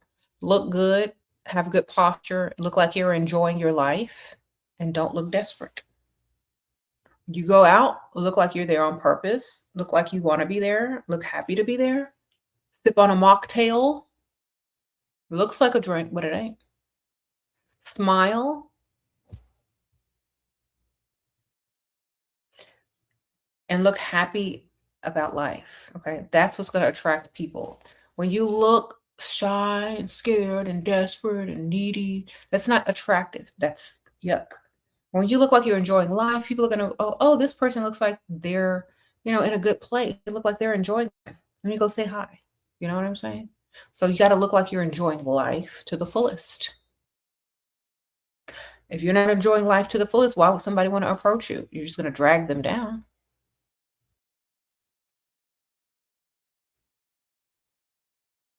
So look like you're enjoying life. Smile, be happy, sip on your little mocktail. If you don't know how to do that, just think of good memories in your mind and it's going to show on your face, You said you're addicted to this person. Well, then get away from them. Become addicted to yourself. Hmm.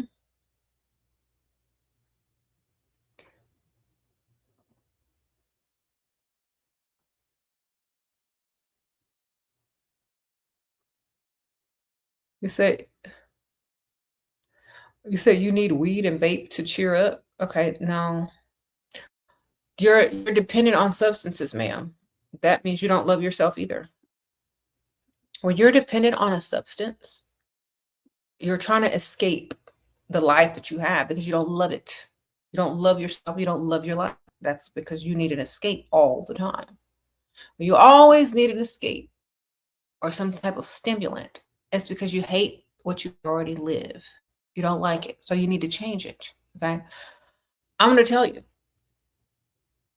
if your life is good and you like everything you do, you like everything, all the people in it, keep a small circle of people you actually like, not people you have to people please in order for them to like you. It's the difference. Okay. Stay around people you like, wear stuff that you like, do things that you like, learn how to say no, and you won't have to escape your life. It would be like a lifelong vacation. Gen Z, that's why she tells women use the money you get from him to start business so it's all profit. Yes, use the money, make all the profit. Use his money, buy your inventory, start your business, and all the money is yours. Don't pay him back, girl. Don't even tell him. All right.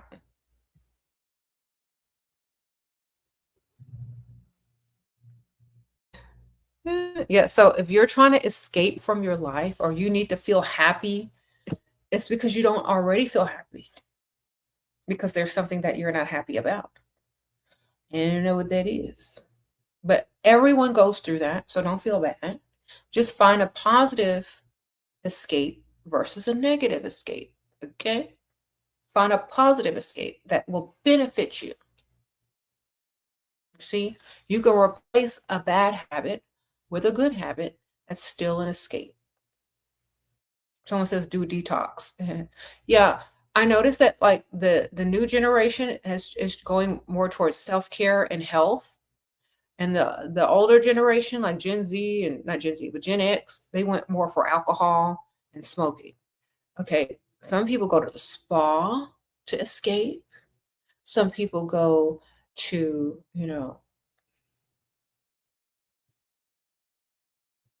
shopping to escape and afford those things.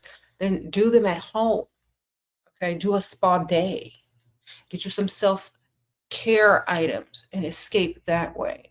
Make your environment your escape. You know what I mean?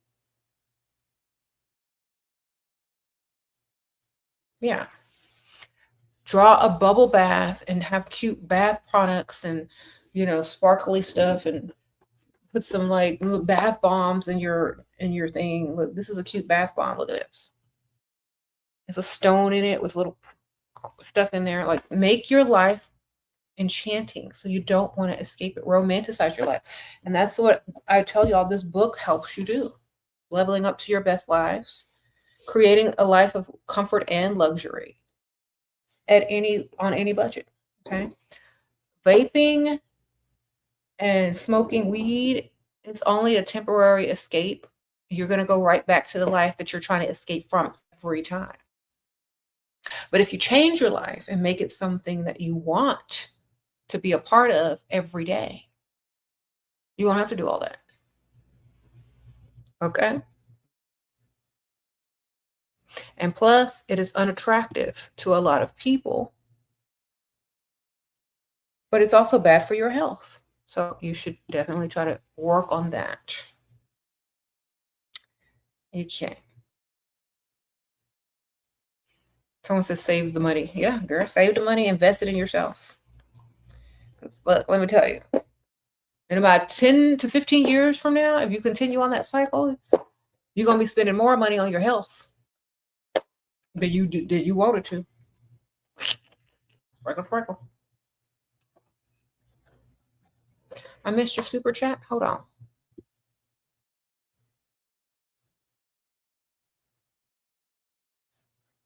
It's better to be grounded emotionally or make him feel like he's my man. He's 63, mentor, situationship for he's developing feelings, want to maintain my power. Then make him rescue you, ma'am. Make him put obstacles in his path for him to remove for you. Make it worth your while. If you're going to be in a situationship with some situationship mentor, make sure he's providing something, okay?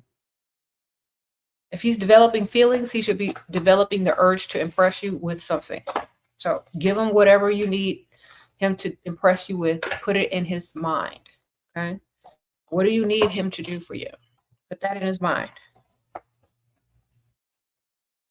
You're not going to attach emotionally to no man that ain't doing nothing for you, man. I don't know where y'all are trying to get emotionally attached with somebody who's not providing anything. Okay? All right. Do I need a house sitter? I already have one, baby. Sprinkle. But thank you, though, girl. Yeah. Like I'm going to invite a stranger over here. I already got one. Don't worry about it. Okay. You have a lot of CC.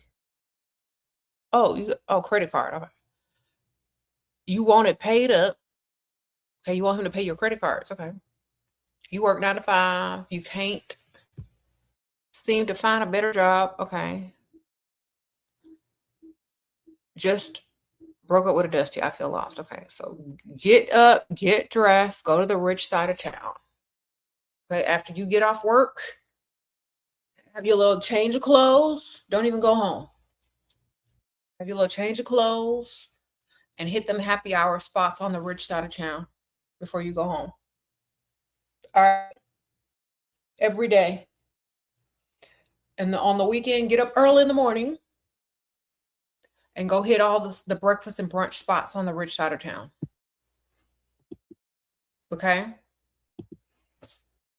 Or join a gym or something like that on the rich side of town and go every day after work if you don't want to do happy hour. But mornings are better for that. But you got to do what you got to do. Or get up early and hit the gym on the rich side of town before you go to work. Whatever you can do. Whatever is going to help you and best for your schedule. You got to do it every day. Every day. Because think of this. If you get up and go to work every day, you can get up and go put in work for yourself every day. And one of them is going to pay off faster than the other. Okay? You meet the right one, it's going to pay off faster. Okay. Thank you. Okay. You love my videos on beauty and as a philosophy. Oh, thank you. I'm working on a video now to elaborate on that. Thank you for the female renaissance we are in. I know that's right. Sprinkle, sprinkle. Thank you. Temple of Venus 7. Thank you, ma'am. Sprinkle, sprinkle. Yes, beauty is a philosophy. I just did that video. So if y'all want to check that out, it's under my live videos from a day or two ago. Sprinkle, sprinkle. So yeah, love yourself more, ladies. You said how to teach a guy a lesson after he traumatized you. Maybe you need to learn the lesson, darling. Look, y'all always try to look outside when it's inside. Self-love focuses on self. What did you do wrong to allow that Dusty in your life? What did you do wrong? How did you feel about yourself to allow a man to traumatize you in your life? We need to look inside first. Do you understand? So what is it that you did to make him think that he could do what he did? Make him think that it was okay. Do you understand? This is how you're going to get your answer. What is it that I did to allow this person to do this to you? What mistake did I make? What red flags did I ignore? Okay, once you get all them answers, you're going to say, okay, well, did I treat myself a certain way to make him think it was okay for him to treat me that way? Because that's what people do. People treat you how you treat yourself. How are you treating yourself in that relationship? Were you talking negative about yourself? Did you get up every day and put effort into yourself? Did you make sure yourself had options at any given time?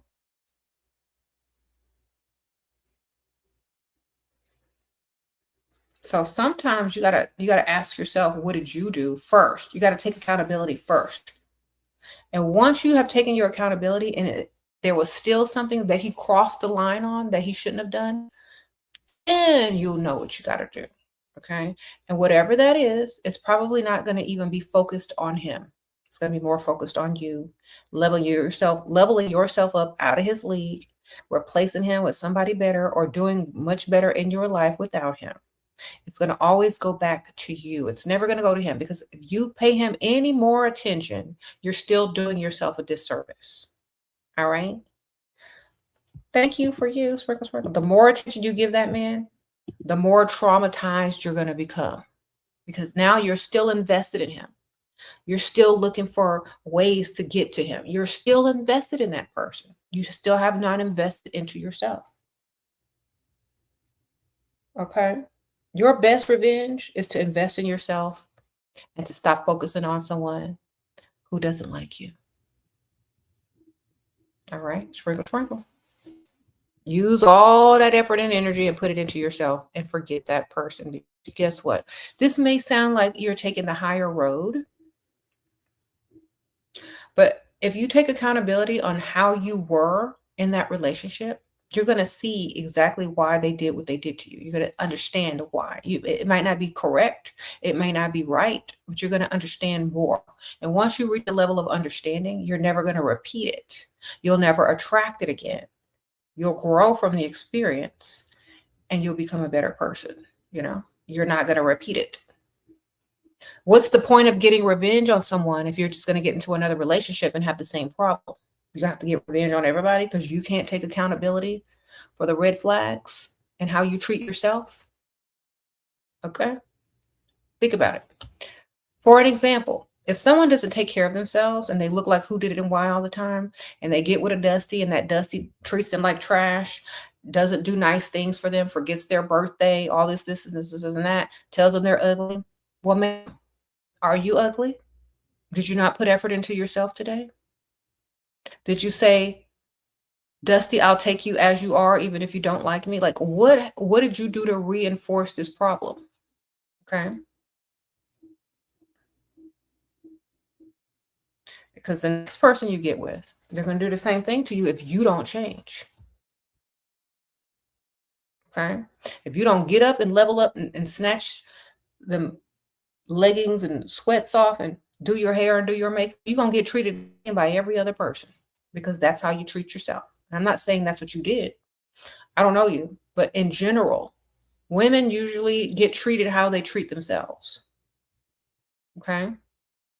So treat yourself the best, and you're going to get treated the best. It starts with you.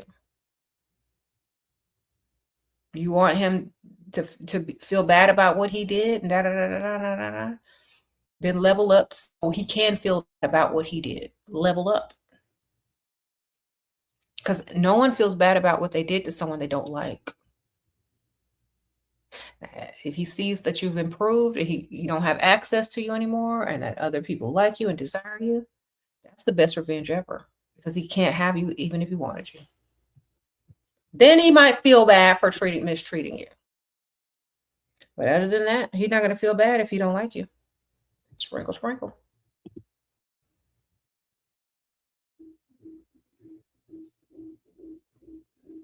Now, if you're just evil and you want to take full revenge on him, you know where he work. Sprinkle, sprinkle. All right. You know where he work at, girl. You know what to do. I'm trying to give you the better route, though. But if you just go low, you know where he works.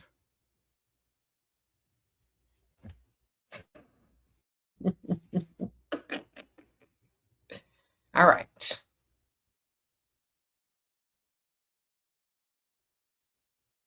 But I had to tell you that first. I got to give you the good before I give you the bad.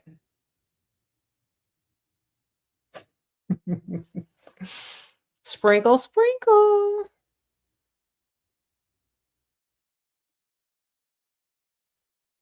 What do you do when they complain about your mirror time and you take too long?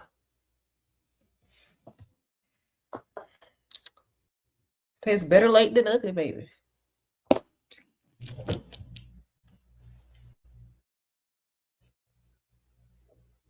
Tell him to give you 2 or 3 hours before y'all have to go somewhere.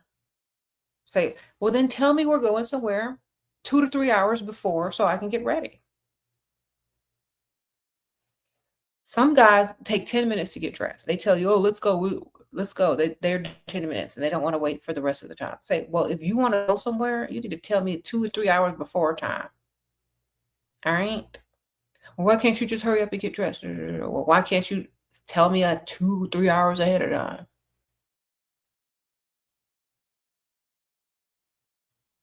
Or at least an hour. Come on, I can do something in an hour. Well, it shouldn't take you that long to get ready, but it does. So deal with it, work with it. All right. What?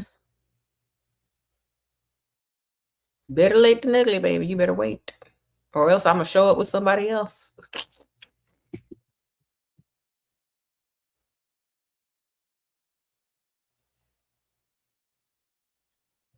How do you respond when a man asks you what your type is? Provider. Generous provider is your type. Okay. Sprinkle, sprinkle. Y'all already knew that, though. That's what I'm saying. What's your type? Generous provider. Bet you. Then step aside.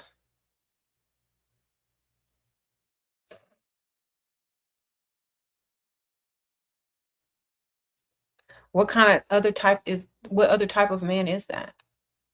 What other type of man is there?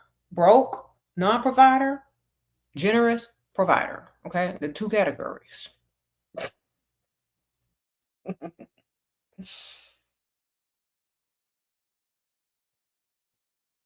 He's trying to fill that spot of what your type is.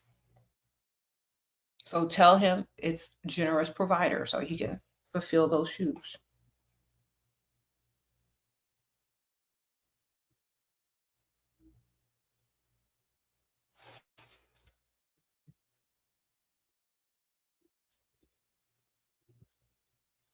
You said a traditional man. I would never say traditional man because then he'll want you to be a traditional woman, and you ain't that, I'm sure. Just say generous provider. Sprinkle, sprinkle. Okay.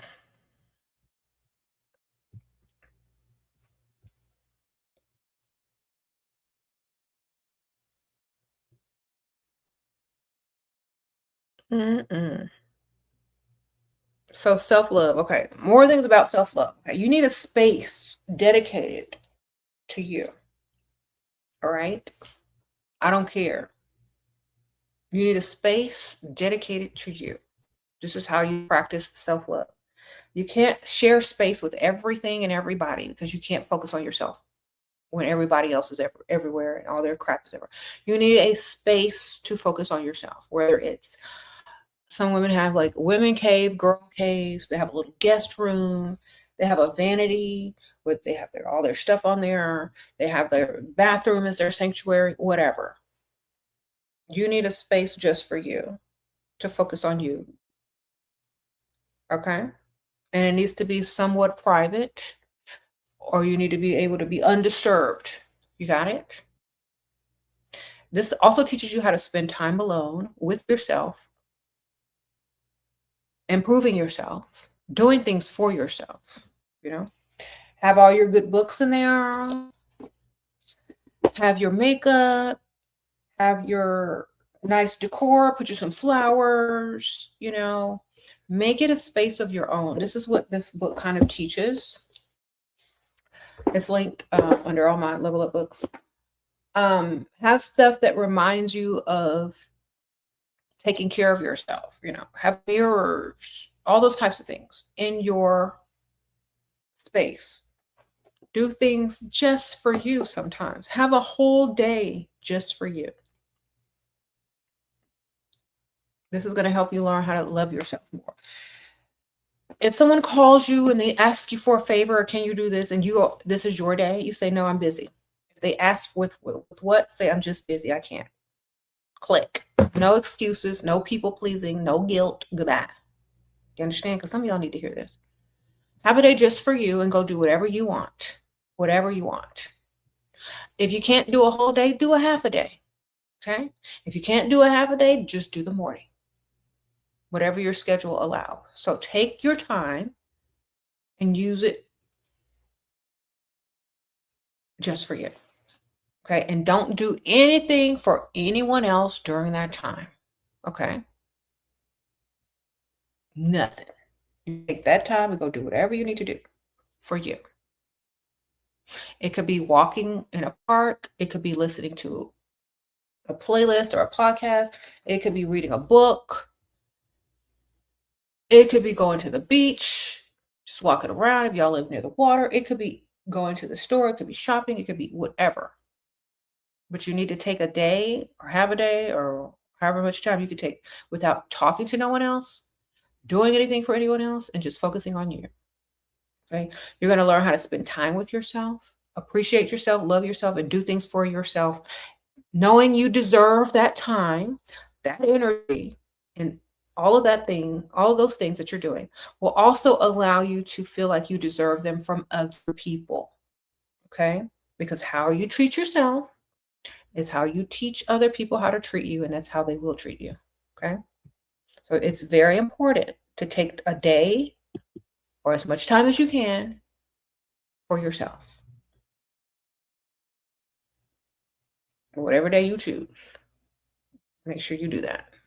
You can take more than one day if you got it like that. Some people got it like that, and they can take more than one day. They're like, you know what? I'm just going to do a me day. Everything about me. Okay? Sprinkle, sprinkle. This allows you to want to more for yourself. And you're going to look forward to this. And when someone comes and offers you something, you're not going to take some crap because you put effort, energy into yourself. You feel deserving. You spend time with yourself every day. You know what you like. You're getting to know yourself. You know what you like, what you want, what your future may look like without considering anyone else. This is part of self-love. You got to know who you are, know thyself. Once you get to know yourself, when people ask you what you want, you'll know what to say. You'll actually know what you want. You're not going to be all about them anymore. You're not going to be a people pleaser anymore. You're going to actually know who you are, know yourself, know what you want, know what path you want to take, what makes you happy, what you're interested in, da da da da da. And you're going to be much easier to impress and please if you know what you want already and unapologetic about it. Okay?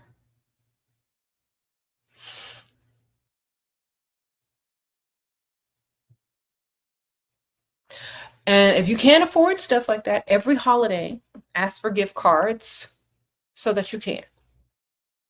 Save up, put a little bit of here and a little bit of there, skip something that you don't need and put it in towards your self-care, days that you spend with yourself.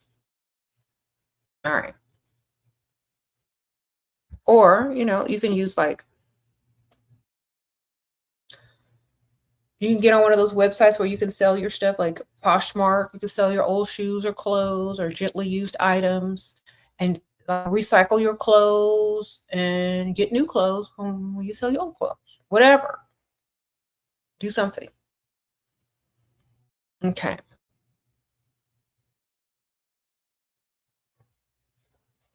Sprinkle, sprinkle. And also, this helps also, listen to me very carefully. When you spend days or a day by yourself and only about you and no one else, it also helps you detach from unnecessary people. Let me repeat that.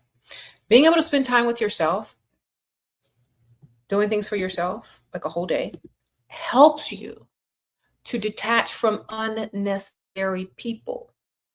Okay, because some of y'all have developed a codependency on just being around someone, talking to someone, just because they're there. They become your emotional crutch. But when you start spending more time by yourself and doing self-care and love self and having a whole day for yourself, you realize you don't need them or they're not necessary all the time. And so it's easier to detach from them and not be so codependent. Okay? You're going to start to enjoy spending time alone. You're going to look forward to those days that you spend by yourself. They're going to become, necessary. And once you get there, self-love is so easy after that. Having boundaries and standards is so easy after that. Not being a people pleaser is so easy after that. Not being codependent on someone as an emotional support pet is so much easier. Okay? So that's why you need to have a day for yourself and a space for yourself that you allow no one to mess up. That day is for you. That space is for you. That's it. Unless it's an absolute emergency, do not disturb. You got it? So some of y'all need to start doing those things for yourselves. Mm-hmm.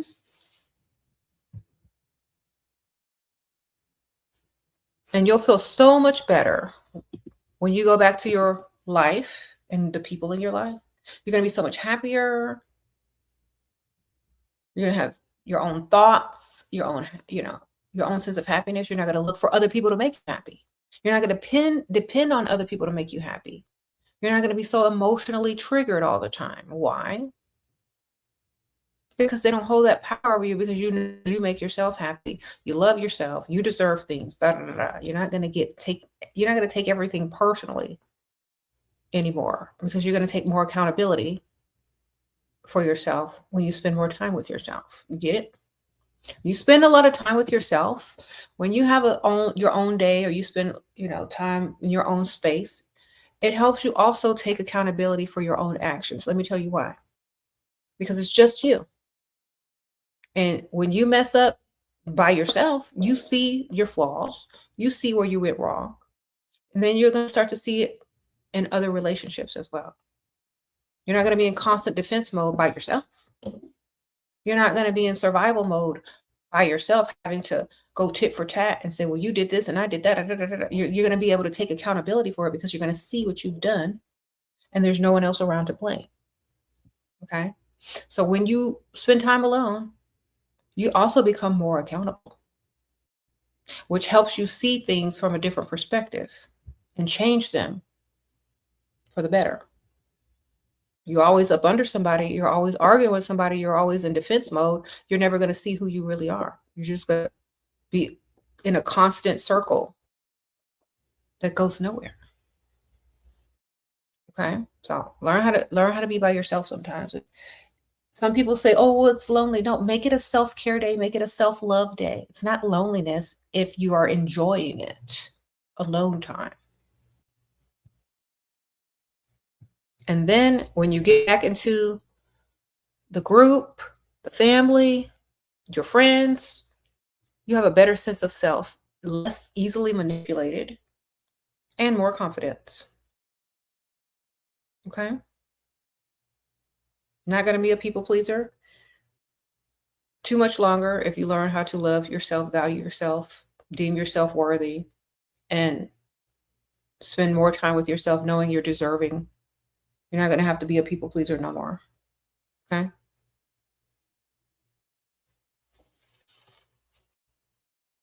Sprinkle, sprinkle. You say you want to be unbothered like me? Then you need to spend time alone. Of course, you got to spend an hour here with this person, an hour here with that person. But if you have a way to spend more time with yourself, you should do so. You know, because that's how you stay unbothered. Because think about this: if you stay in your little bubble, you got a small circle of people that actually like you.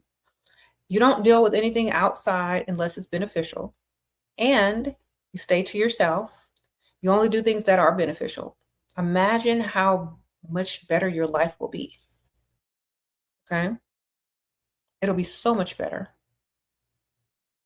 And when anyone tries to come into that little small circle, they got to qualify.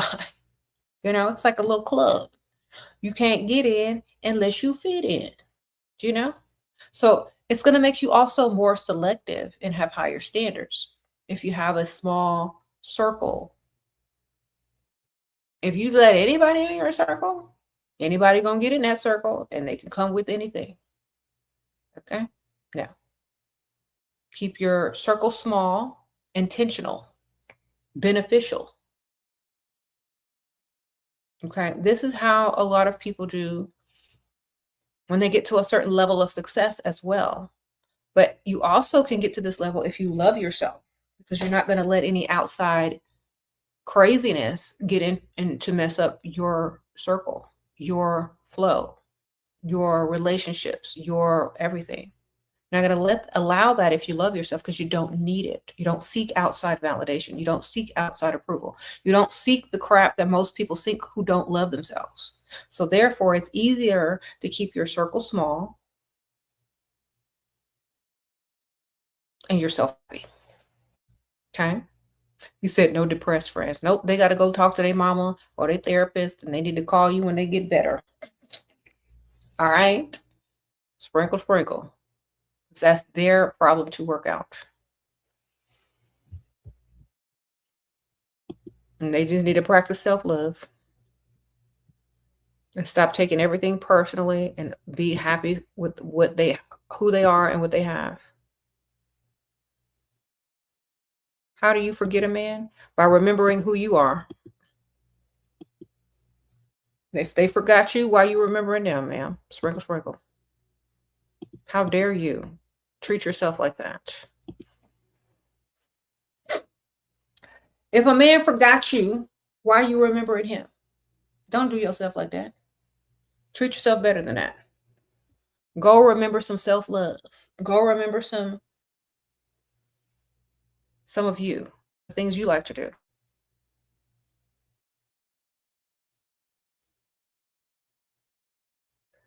All right.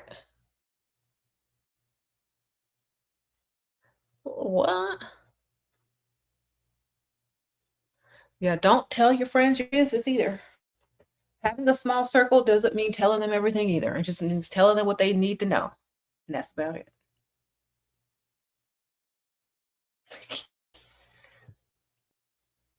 You said since you started doing this, you become happier and constantly improving. Yes, sky blue. Yeah, that's the benefit of it.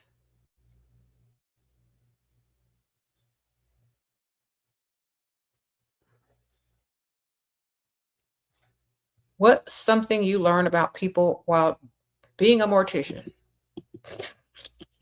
But people are crazy. Live people are the ones you need to watch out for, not the dead. I learned and during funerals, like people are still ratchet at funerals. Uh, I learned that funerals can be ratchet, though. I learned that a lot. If you go to a funeral, a lot of stuff gonna come out that you didn't even know was happening. Like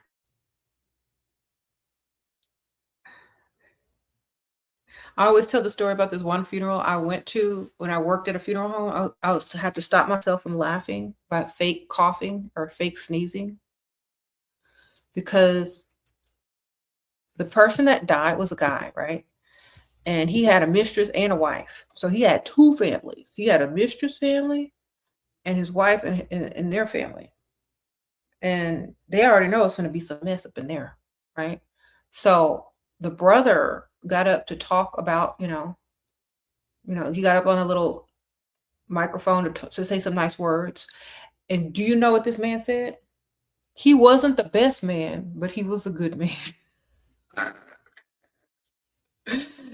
Of course, he was drunk. Of course. But he got there and he was like, he wasn't the best man, but he was a good man. And then the preacher was like trying to hurry him off because he knew he was going to go into a rant. Then the man talked about how that his brother owed him some money. And then that's when the preacher got up and the organ started playing for him to exit the stage, right? So when I was working, I was trying to keep myself from laughing. I was like coughing, sniffing, like and then the preacher got up there, he's like, everybody bow your head in prayer.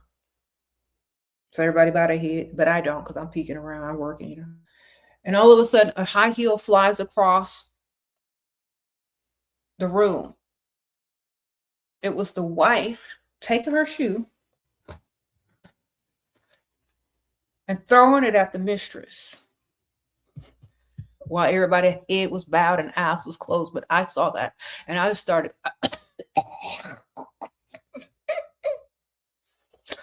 Only like two people saw it. Like somebody, oh, I knew funerals could be ratchet and you're going to have to fake laugh if you don't want to be rude. Okay. And drunk people will get up and talk at your funeral. Sprinkle, sprinkle. So, Shira, did you say we should tell them our expectations, what we have to do to keep you happy in the relationship, paying our bill? Only if they're serious, okay? You don't tell them this unless they want to. If they ask to roll around on the mattress with you, then you start talking this mess, okay? If they're taking you out to eat and they're trying to love bomb you and future fake you, and they say, well, what is it going to take for me to be with you? I want to be with you. Say, oh, well, I like a generous provider type man. I like a man to provide for me. Otherwise, I really don't take him seriously.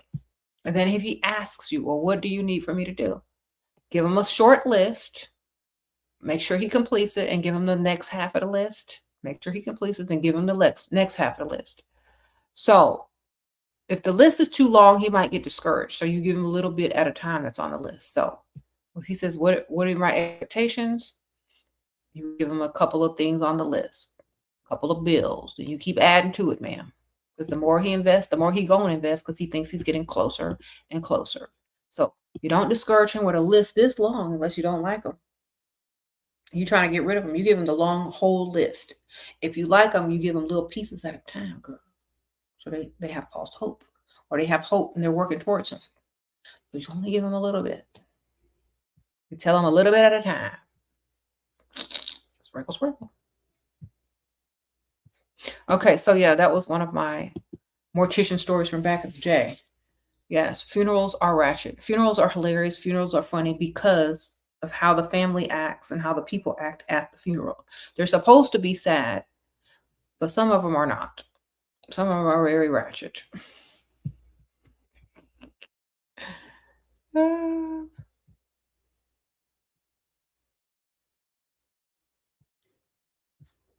Sprinkle, sprinkle. He said, how does the mistress have the audacity to show up? Because she had kids with him. That was their daddy. At that, this was when I was like 20. I think I was 20 years old when I went to this funeral. And, you know, some of these funerals will get so ratchet, they had to have like security. Sprinkle, sprinkle. But yeah, girl, that they were old too. They weren't young. These weren't young people. These were like people in their 60s and 70s throwing shoes. The mistress was young, of course, but the wife was not. All right.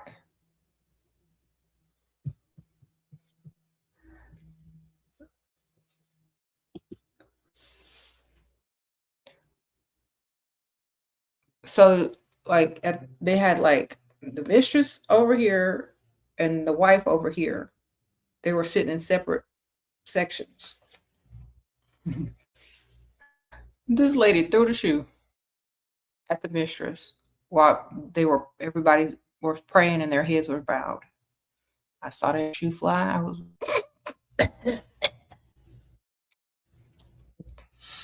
fake cough so I can disguise my laugh. All right. You said they don't even change when they old. Nope. You can't change it. They're going to do what they do.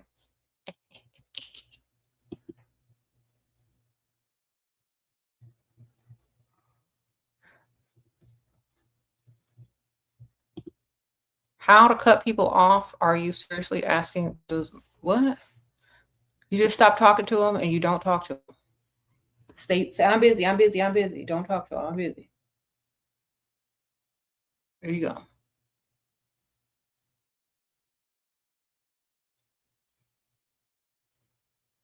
You made breakfast for your man and he didn't want it. I feel rejected. I got mad at him. Stop cooking for him then, girl. I tell him not to be cooking. Y'all done. If you hadn't cooked, you wouldn't have got rejected, man. Why you over there being a big Misha? Tell y'all, don't do too much. They don't appreciate it. Okay? Cook for yourself. Then he would have asked, where's mine? Don't do it. The reason why I wouldn't cook for someone like that, unappreciative, is first of all, if they don't like it and they reject it, that's one thing. But if they do eat it, they're going to start expecting it every day. And if you ain't trying to do that every day, then they're going to be mad either way. Sure, you're so beautiful. A life-size doll. Sprinkle, sprinkle. Thank you, Michelle. Sprinkle, sprinkle, girl. Thank you, girl. A doll? Girl, I'm alive.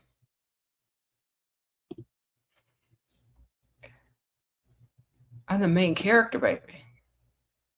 Well, I would put a piece of spinach under a what? What the heck? Are you the chef that gets paid for cooking? Exactly, girl. Don't be doing too much for these men. Plus, half of them think y'all gonna put something in it. Why are you cooking for me? Why are you cooking breakfast? What's in this? Did you put something in here? I don't want it. Girl, you can't cook for men no more. But you can get their credit card and order DoorDash. Sprinkle, sprinkle.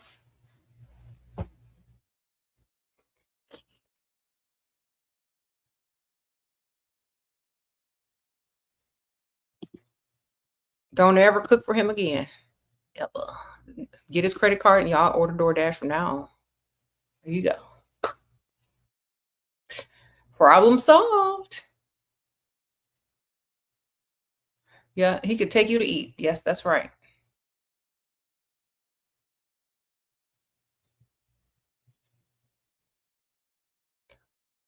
What? You're in a relationship with a married man. How to tell if he really loves you? If all your bills paid, your car note paid off, everything paid, baby. And you got direct deposit. How Thank you, Chef Cozy, Sprinkle Sprinkle. Thank you for sharing your wisdom. Thank you, ma'am. I appreciate you for the super chat. Okay.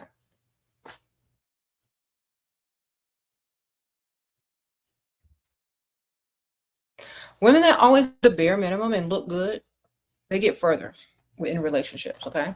When you start doing too much and stop looking as good, you don't get nowhere. All right? That's just the honest truth. Y'all know it. Put more effort into your looks than cooking. All right? He'll appreciate that more. I promise you.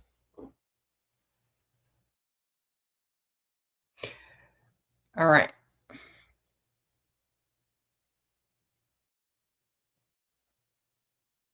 Men care about looks. Exactly. Listen, like, I don't know what you look like. The lady that was cooking breakfast for her man and he rejected it and didn't want to eat it. You need to look good and not cook nothing. You understand? He'll appreciate that much more. If he wakes up and he gets ready to leave from the house and you look good, or when he comes home and you look good, he appreciates that more. I promise you. Because you can get food through any drive-through, any restaurant, wherever. You can get food anywhere. But you are his woman and you need to look good.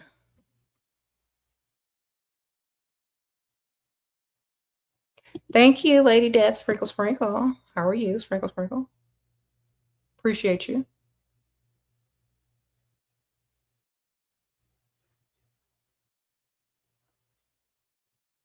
You said there's no humility in these teachings. She is not making women better. Why do I need to humiliate women to make them better? That doesn't make sense.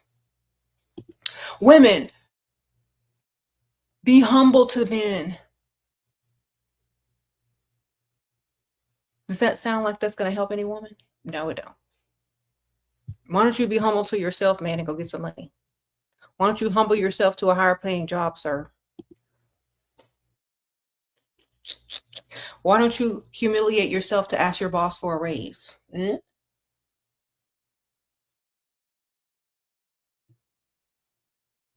You said, where is the dust repellent, girl? Hold on. I'm getting it. Dust, go humble yourself to a second job. Go get you some money because you're getting on people's nerves. Well, you should be earning some money. Goodbye. Okay.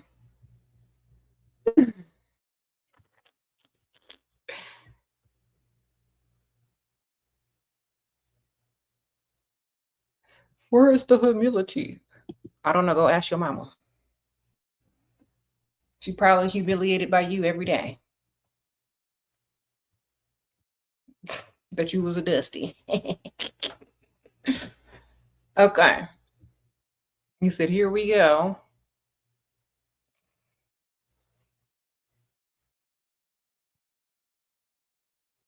I said, thank you, Shira. You're welcome. I'll be taking up for y'all. I'm supposed to be teaching y'all how to be human. I'm supposed to teach y'all humility. There ain't nothing more humiliating than being a dusty. So, sir, where you at? You can teach them humility. Tell them, don't ever be dusty like me, sir. Like, that's you. You're the humiliation of the family. You try listening to you while doing my makeup, but I can't because you make me laugh too much. Thanks, you. I'm going. Girl, don't mess up that eyeliner. Yeah. Sprinkle. This is 2026, sir. We're not teaching humility, fool. We're teaching self-love, confidence.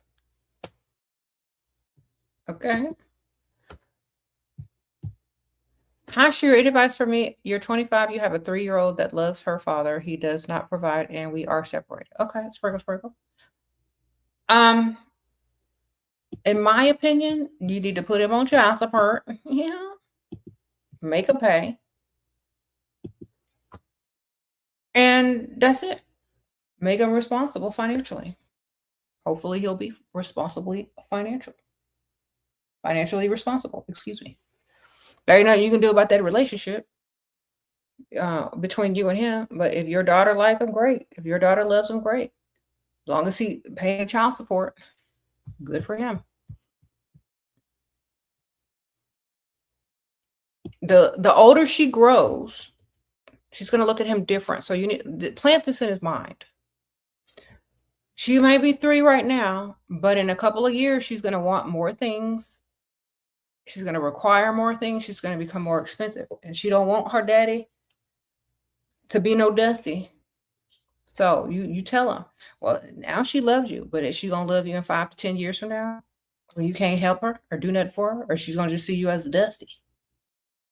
You better get your stuff together and start paying his child support. That's what you need to tell him. Sprinkle, sprinkle. Yeah.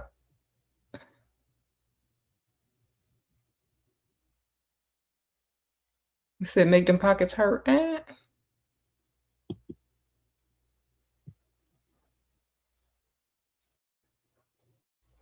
If you want to date, wait till it's his weekend to take the daughter, or you go out and date on the weekend.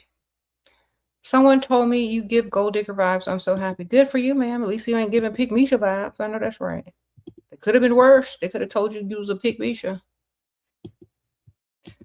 Okay, I'd rather hear the words gold digger than Pick Misha any day. That's how you know you look good. Okay.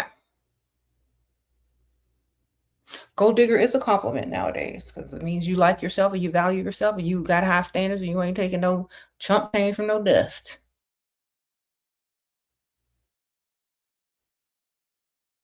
Well, what do you expect me to be, a dust digger? Sprinkle, sprinkle.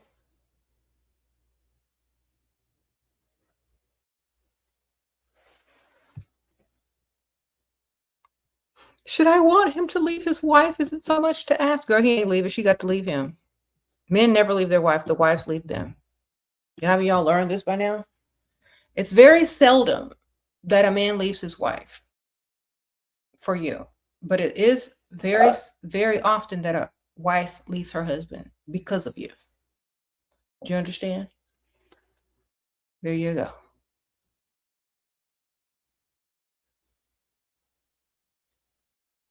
You said it's cheaper to keep her. Exactly. She gonna have to leave him, which means she gonna need a reason to leave him. Does she have a reason? Does she got a reason to leave him? She said, you said she's dependent on him? Then she ain't going nowhere either, girl. Y'all have fun together. That's a throuple now.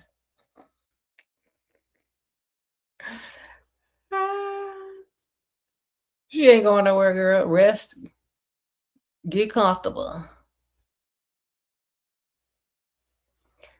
See, if she was a Barbara the Builder, it might have been easier. But if she dependent on him, girl, he ain't going nowhere.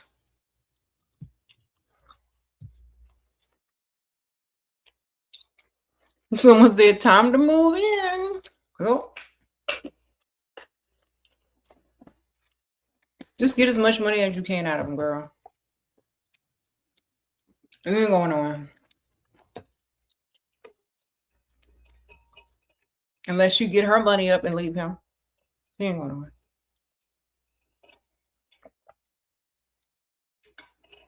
All right. Should you dump him even if he pays your bills? I mean, spoils me. I'm 23. I want to get married. Girl, go date other people and look for a husband elsewhere. Collect his money still. Okay, you can date more than one man at the same time. He's married and he dating you. So listen, keep him. Only see him on certain days and date the other days. Don't tell him what you're doing. Collect this money, date other men, and maybe you'll find your husband.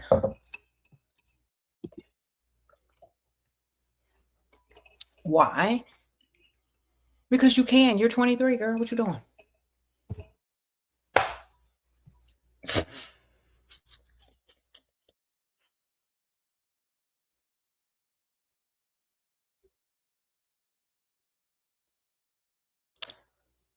What?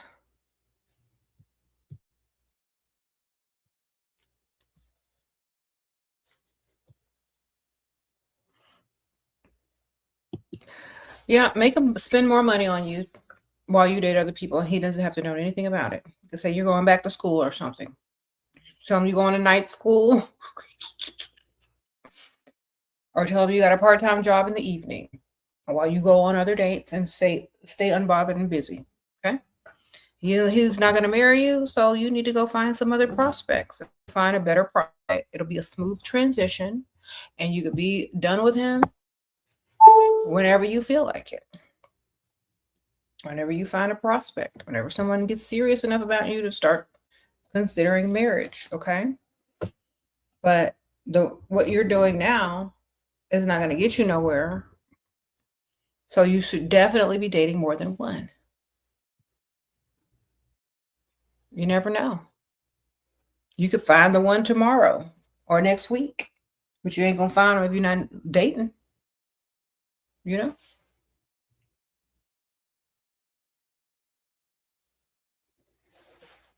Yep, yep, yep.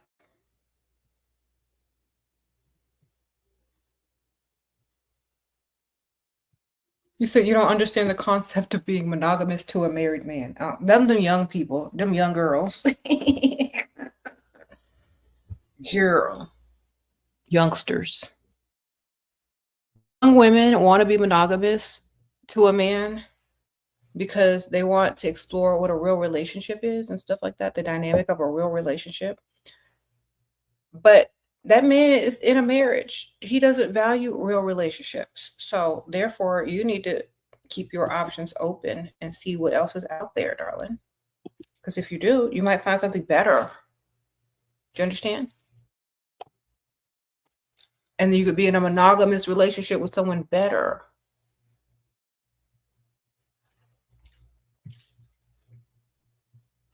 You say he don't even believe in monogamy. Exactly, girl. That man believe in himself. That's what he believe in himself, obviously. Got a lot of confidence out there and pursuing stuff and making it work, okay? Use his money to find someone else. I know that's right, Quincy. Use his money to find another one. Buy outfits with his money and go out on dates with them. With them outfits on.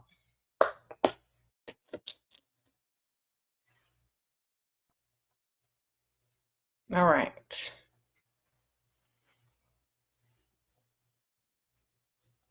And if you love yourself, you're not going to limit yourself to an option that's not what you actually want.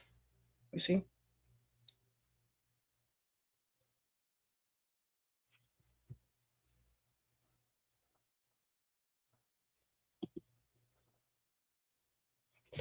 Yeah.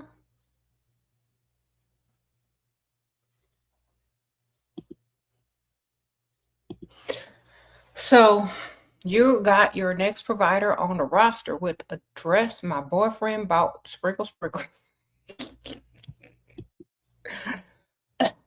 That's hilarious. So your boyfriend bought you a dress and you pulled the next provider. Okay. I love that. Love it. Hilarious.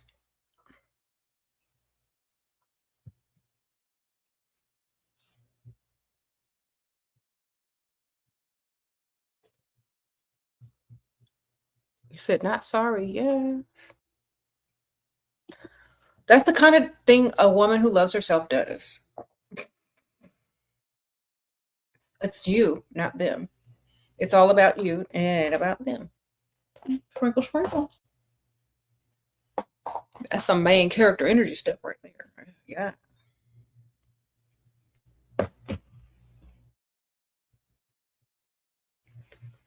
You said, should you use your tax return on dental work or weight loss? Which one is more important? Well, if you get the weight, I don't know how much your tax return is, ma'am. One is instant. Well, one is going to take a while. So you make the decision. What the heck? Thank you, Bella. Bella sent me some cash app. Thank you, ma'am.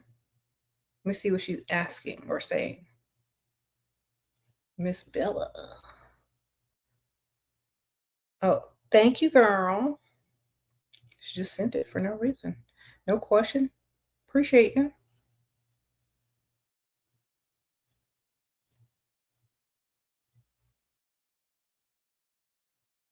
Thanks to you, I married a 62-year-old something and anesthesiologist. Yeah, a PD anesthesiologist. She sent me some money, girl. Bam. Thank you, girl. Well, congratulations, Miss Bella. She got married to a man with some money. I know that's right. Congrats. Someone said dental is more important. Yep. If you got a cavity, you need some stuff done, go get that stuff done, man. If it's cosmetic and it can wait, it's going to take you a while to lose the weight on the shots anyway. So maybe you could do half and half. I don't know.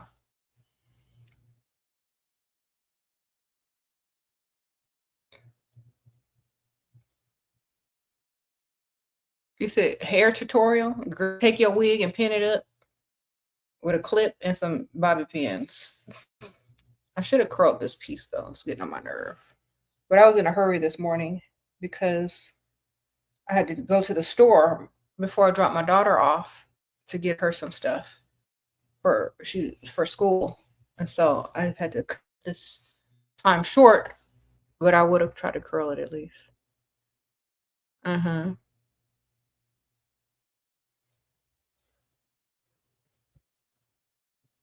Your friend's husband keeps sending you money. What do I do? Don't do nothing with him. Just keep taking the money. Honestly, all those types of guys that are out there doing those things, just take their money. If it's your best friend, of course you do probably need, if that's your true, real best friend, maybe you should tell her later on after you collect some. But, get you some first, obviously. He's gonna give it to somebody else if it ain't you. Does he give money to everybody though? Is he just being nice? Is just that his way of does he give money to everybody? Because some people just hand out money for no reason. Sprinkle, sprinkle. It just depends on how he's giving it out. And is he giving it out to everyone? Is it just you? Is it in a flirtatious way? But I'll take some first and then I tell her. I'm like, okay, look, see all this money? Yeah, I had to be sure. But he tried to give all this money to me. But I had to be sure it was what it was. I didn't do nothing for it. He just kept giving it to me thinking I'm going to do something. But I just let him keep giving it to me until I was like, I can't do this no more. I got to tell my friend what her husband is doing. So what did you do with the money? I helped Aunt Ethel. Yeah, sprinkle, sprinkle. All right, sprinkle, sprinkle. There you go.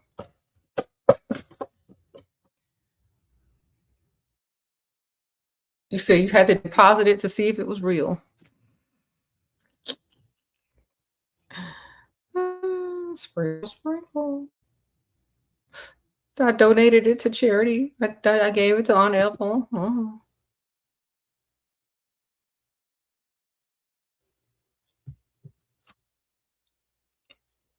Mm-hmm.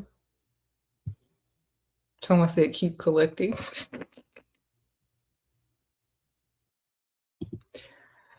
Shira, how do I stop feeling guilty for asking for money? It's something in me. Okay. You don't love yourself enough to think that you deserve a man that provides. What's the point? Why don't you think you deserve a man that provides?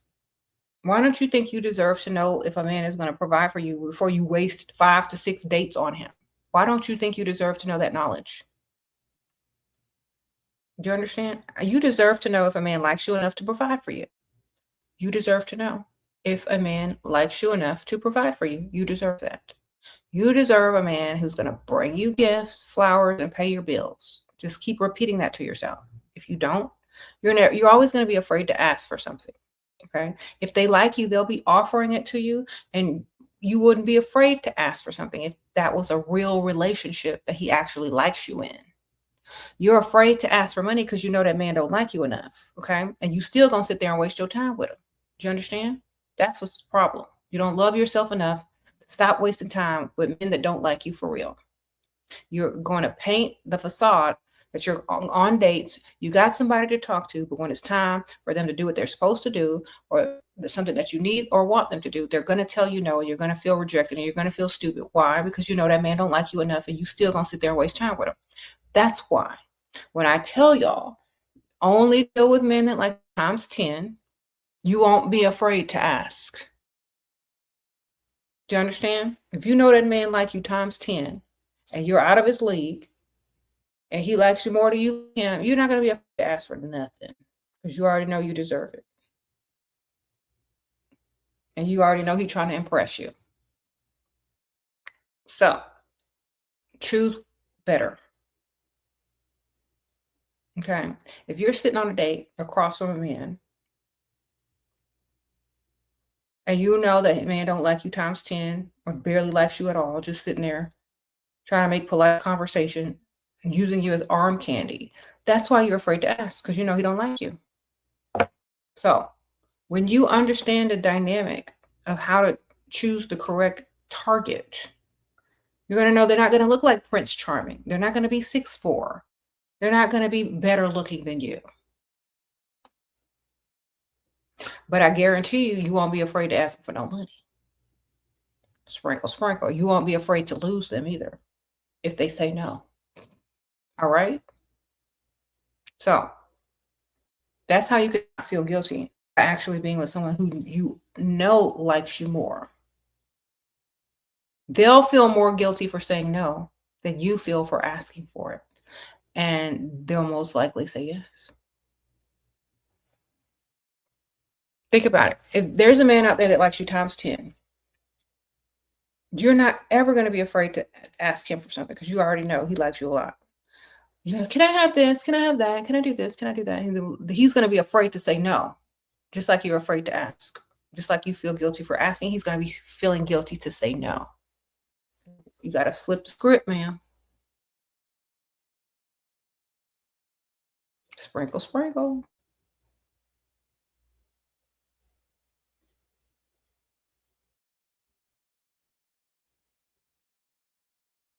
Uh-huh.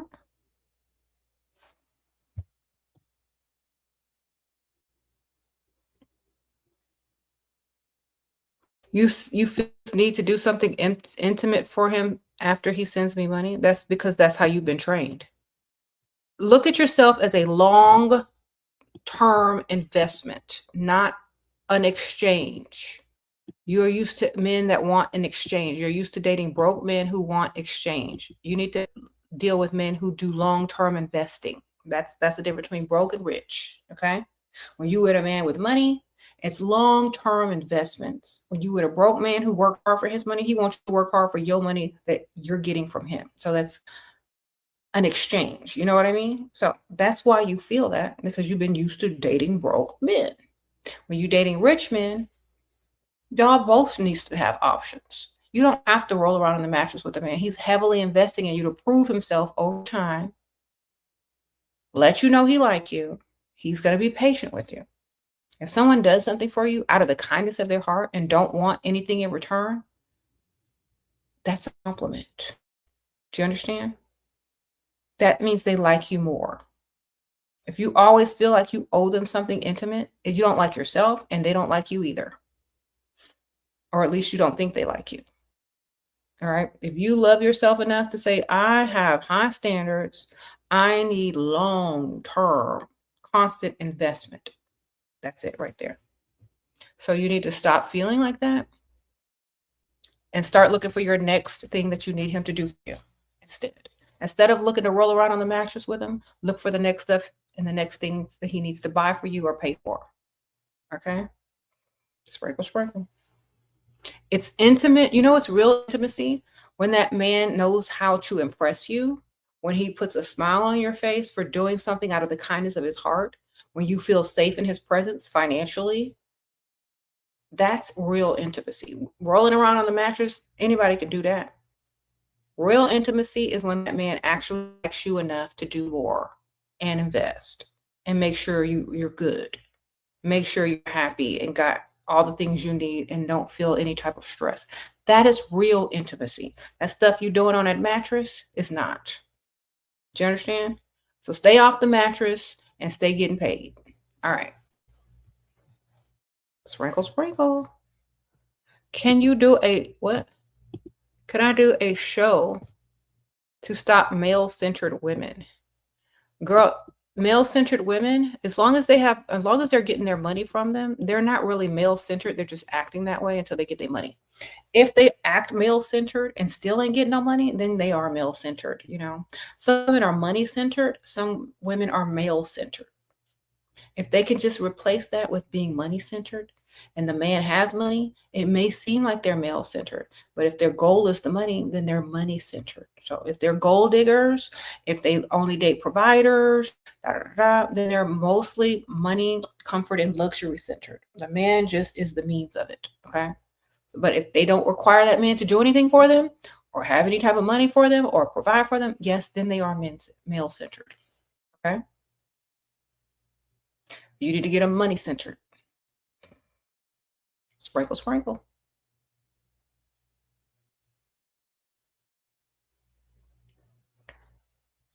Okay.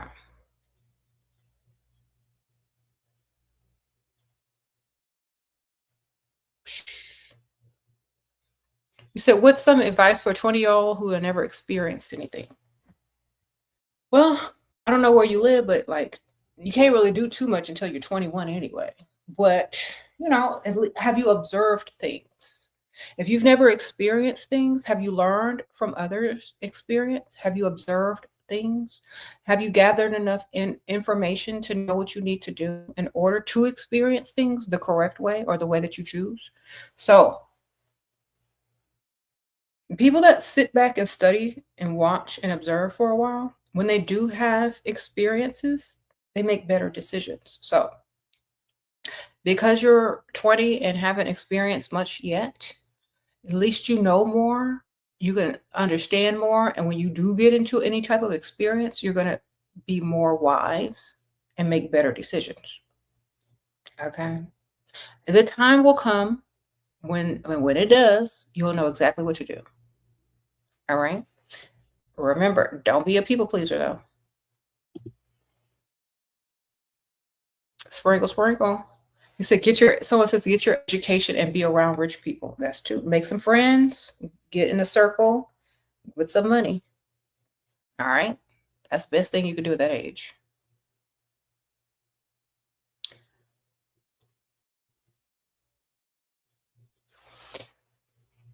Uh-huh.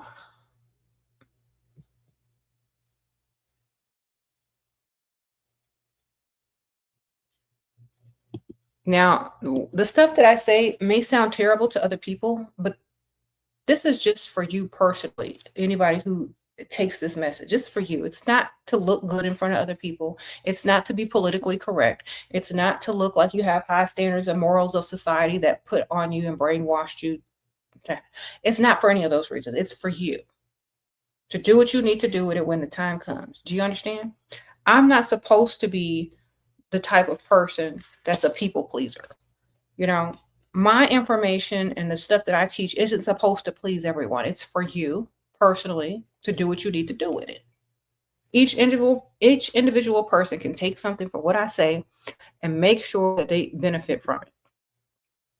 Sure, what are your thoughts on being a plus size and attracting a provider? I think you can attract a provider no matter what size you are, but they're just going to be a different type of provider, you know, whether they have more or less. If they like you and they like your body type, they'll provide if they really like you, times 10. If they don't, they may try to exploit you. But if you're going to date a provider and you're a plus size, you're going to have to also deal with people looking at you. You're also going to have to deal with people assuming certain things, and you're also going to have to deal with if that provider wants you as you are or wants you to lose weight. So the best thing to do is get out there, date anyway, while you're losing weight if you choose to. Someone says fetishes. There could be fetishes, you know. I've been all different types of weight, and I've dated when I was bigger, when I was smaller. There's a difference. Okay. So, but you can find someone that will provide, but they're not going to be providing as much unless you find someone that actually likes you as you are and that's it, you know? Sprinkle, sprinkle. But it is possible, but you're going to have to make sure that you understand. It may take you a little longer, and eventually you might want to lose weight anyway. Sprinkle, sprinkle. Especially if they're going to give you money, you can go to the med spa. Okay. You said men are too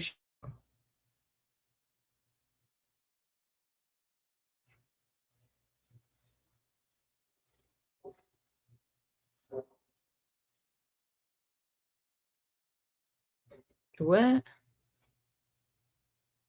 You said your education will never leave you like a man, but if you get a man's money and he pays for your education, you got both, and you can leave him whenever you choose with a free education. Sprinkle, sprinkle.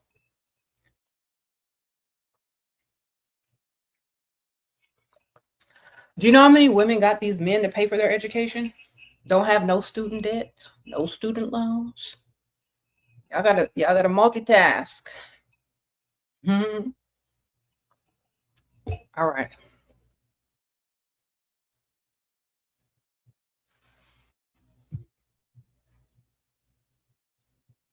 You just got my perfume, Misha. Oh, thank you so much for ordering it, girl. You love how it smells. I'm so glad. Y'all pick up Love Potion number 7. It's the first link in the description. It's my perfume. It's by Dust Free Limited. Okay. The company Dust Free Limited. Sprinkle, sprinkle.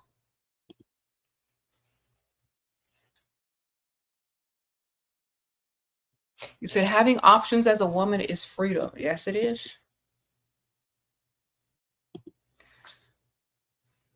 You said you bought the pheromones. Okay. The pheromones is not my company, but I collab with them a lot, like Whole Cosmetics. So I do collab with them a lot. And I use their pheromones every day. And they do work. If y'all purchase from Whole Cosmetics, use my code Shira and get you a little discount. All right. This is one of their bottles of Press Him. This is the big mama bottle. This is, you got to get your sugar daddy to pay for this one. Unless you got it like that, girl. But they also come in smaller sizes, you guys. They come in sample sizes. They come in travel sizes. And full sizes, you see? So I already have 2 of them in my purse. As you can see, there's 2 missing here. Those are my purse.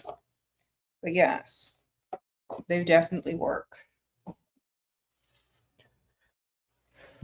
Okay, you got a placeholder 23-year-old boyfriend from rich family and practices all your tips on him. He's super obsessed, calls me the prize, and started more sources of income. I'm 20. I know that's right, ma'am. Start him young. Sprinkle, sprinkle. So he's come from a family with money. You're using my sprinkle, sprinkle techniques, and he is pursuing more streams of income. That's wonderful. You motivated that man. He's already got money, so he knows how to get money, and you motivated him. So wonderful. Good job, ma'am. Sprinkle, sprinkle. Okay.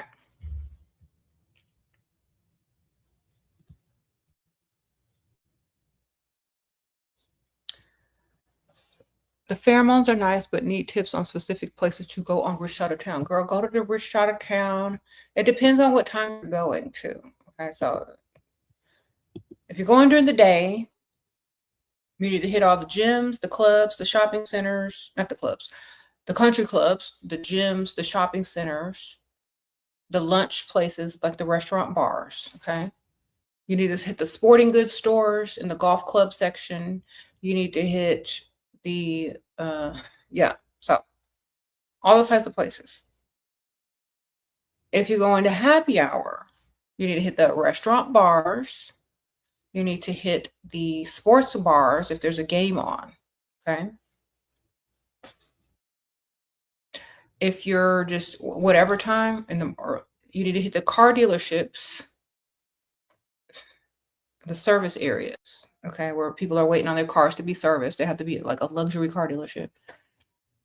You hit them up. You can pretend like you're looking around or you're waiting on somebody, or if you have a car yourself, whatever. Someone says networking events.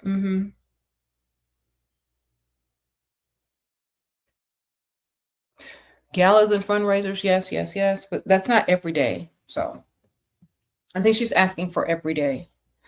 Those are special occasions that you plan for and buy tickets to or get tickets to. So every day, you also need to be a regular somewhere.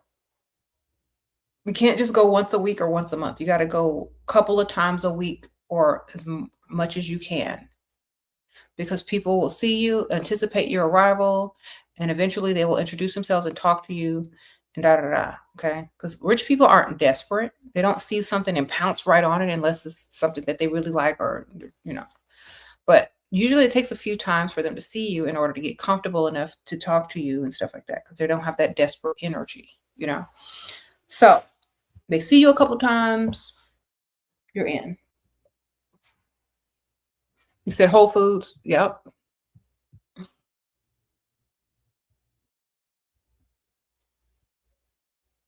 Sprinkle, sprinkle. Yeah, she's asking about the rich side of town, not things that you have to get tickets to or plan. This is just talking about daily. You said you live next door to the country club and the golf course literally runs through my neighborhood. Golf courts everywhere. Well, let me go running. Exactly, ma'am. Sprinkle, sprinkle.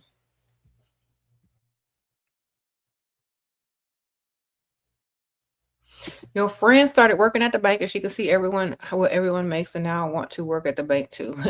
Sprinkle, sprinkle. Yep. Lifetime Fitness parking lot is filled with sports cars. Yep. Pickleball. Yep. Tennis, pickleball, all of those. And be completely dressed up at the sporting store? No, be completely cute and appropriately dressed for the sporting store. Okay? Because you're going to look stupid in there too dressed up. You know what I'm saying? Yeah, that's why I also tell y'all to go people watch as well before you actually go and really try to freestyle and attract. You need to people watch too, because some of y'all be doing too much. Make sure you're appropriate for where you're going. You could be a little bit more leveled up than the usual person, but be appropriately dressed. Okay. You're gonna go to the sporting goods store, look cute, get your little tennis outfit. Okay. Have a little tennis skirt on, a little cardigan, a little updo, little whatever. Makeup, hair, nails don't have to be overly done. Just look like you're supposed to be there, but you're cute and you're gonna catch his eye. You know what I'm saying? So you gotta look the part of where you're at. Yeah, read the room, yes. Be well groomed and looking good and appropriate. That's what you need to do. That's why you got to plan these things. Have your outfit picked out already. You going up in there.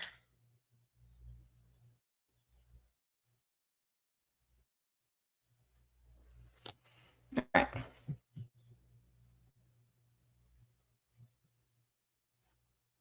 And someone said no prom dresses.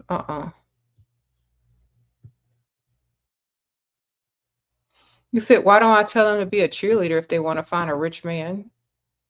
What? A cheerleader?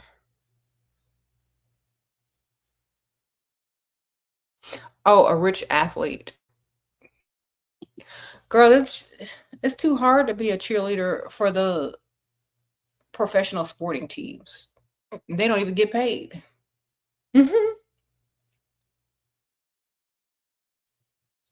And most of them don't date them. They just roll around on the mattress with them and be done. Um, Sprinkle, sprinkle.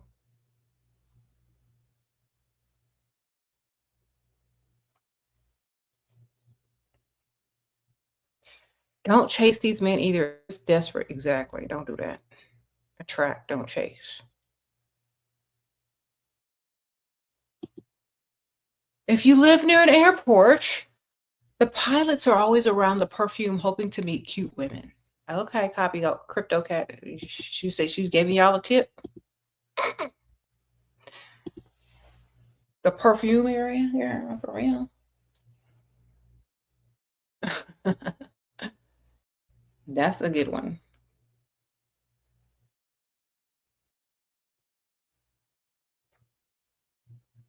The marinas, of course. If you live near water, go to the marinas. They have little restaurants on the marina, little bars, all the people that got boats. When you observe in rich side of town, I saw many women very casual, not dressy at all. Should I do super casual like them? No. Okay, so these women mostly already married, got kids, walking around. You're probably not that. So you need to look a little bit more elevated than they do. Okay. You look a little bit more elevated than them, but not to where you're sticking out like a sore thumb. So if you see them very casual, then you look cute casual. Like I said, tennis skirt, cute cardigan, sheet dress. What do you call that? Whatever is in style, but not super trendy. You know what I'm saying? Show some leg a little bit. All right. Wear a skirt, wear a dress. Don't be in no leggings. Okay. You could still wear sporty looking dresses. You can wear sporty looking feminine clothing that still is appropriate, but does not look like you done gave up on yourself. You know what I mean? All right.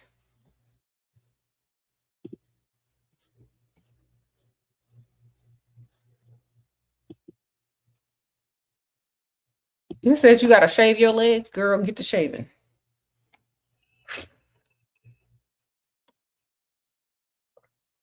You said workout dresses and workout skirts.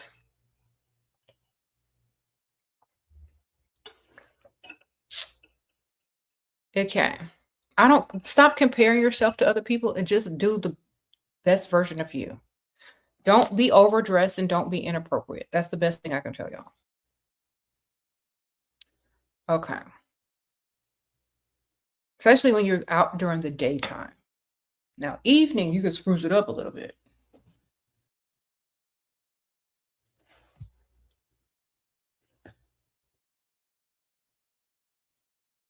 Mhm. You have been what? Oh, because it's winter. Well, it's almost spring now, girl. Happy birthday, pretty lady. Thank you for all that you do daily. I keep to check up on your lives. Thank you. I Gloria, sprinkle, sprinkle. I appreciate you. You said wealthy men don't like crazy nails. Okay, yes, they don't. What is that? That's why it's get you some press-on nails. Look, if you don't have time to go to the nail spot, I sell like these really cute press-ons. Sprinkle, sprinkle. I got to put mine on Thursday. Or I might actually go get my nails done because I'm going on vacation. But if you don't have time to get your nails done or you want to switch them out a lot, get you some cute, like classy nails. And you just pop these right on and be done. All right. Whenever I have something to do or somewhere to go and I don't have time to get my nails done and I'm invited somewhere and I'm like, let me just pop these on. And they look gorgeous. They're the good kind. And you can take off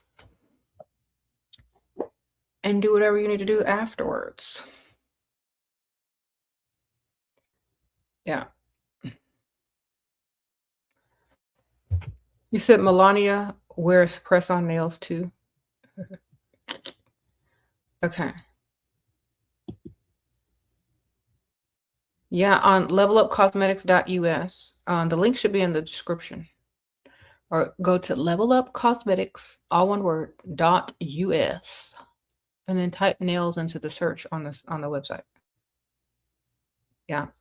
Yeah, they're not that long. These contacts are, I mean, these, someone says, can you take off contacts with them? They're not that long. See,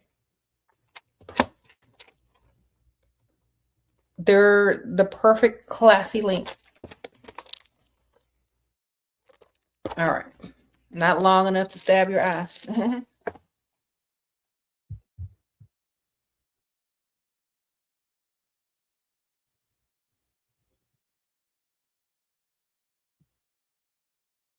What?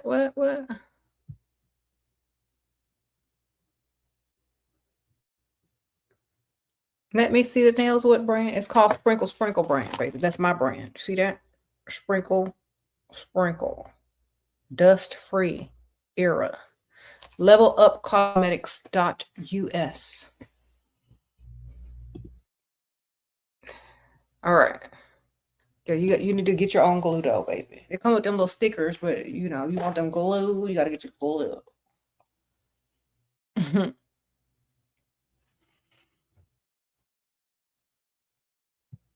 Okay, you're a 24 or you're a 21-year-old female seeking 35-year-old male. Oh, seeing. But dates for he took me shopping. By date 4, he took you shopping. You feel messed up by not talking about money. You messed up and he wants relationship. How do I act now? I'm new to this game. Okay, he took you shopping. Okay, talk about unethical or one of your distant family members that depends on you for stuff, or start talking about issues that you're having right now and let him rescue you. Okay. Tell him what you're saving up for. Tell him about how Aunt Ethel took half your rent money. Tell him about a lot of stuff like, oh my gosh, I had to help her out. Now I got to figure out what I'm going to do. You know, let him save you by putting financial, like, little things in his ear that can impress you if he helped you, you know? That's all you got out of it. That's all you got out of it. Okay.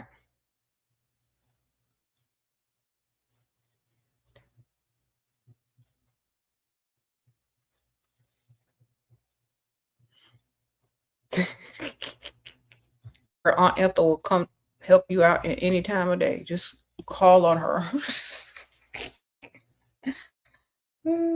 Aunt Ethel this, Aunt Ethel that.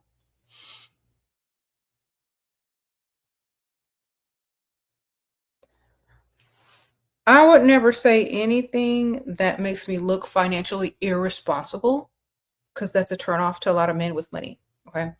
Because men with money respect money and they respect people who respect money. And if you're bad at decision making when it comes to money, they don't want to throw money at a lost cause. You understand? So you can't seem financially stupid.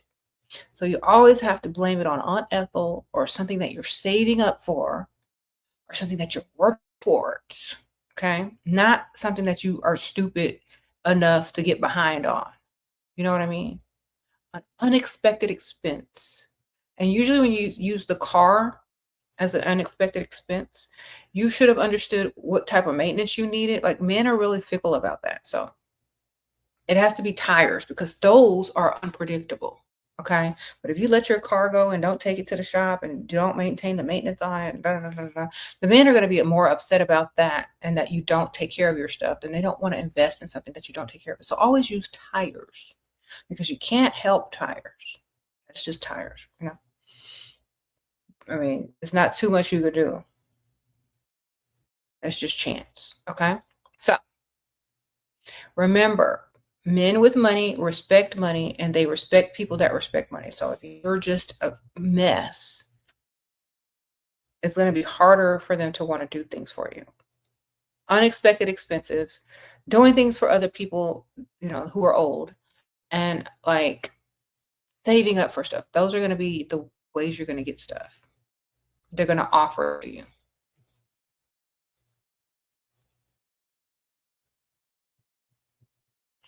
Yeah. Like you're trying your hardest and you're trying to be responsible. But things, you know, some things just happen rather than you unresponsible because it's kind of like, you know, you're going to stay irresponsible you're not learning the lesson. So they don't want to throw money to a lost cause. Okay.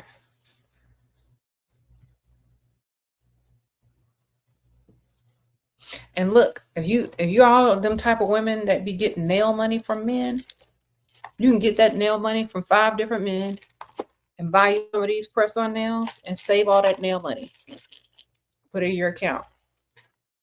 They're like, oh, did you get your nails done? Let me see. Then you pop these things on before you see them. Like, look. Uh-huh. All right. Fastest way to get you some cash if y'all are young. Y'all out there trying to get nail money. I know some of y'all are. All you got to do is collect the nail money and get some of these, and there you go. Save the rest.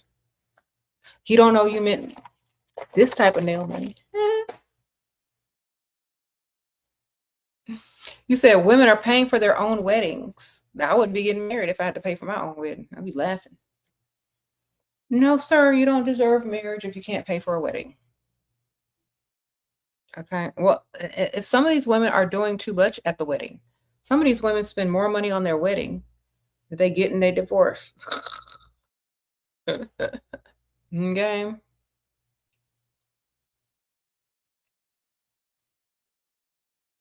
Levelupcosmetics.us is where you get them. Hold on. Let me find the website.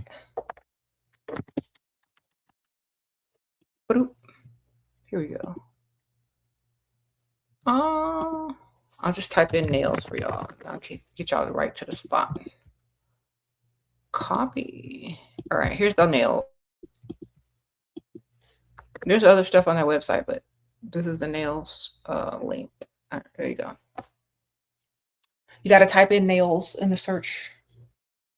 Yeah, that website needs to be revamped pretty soon. Okay.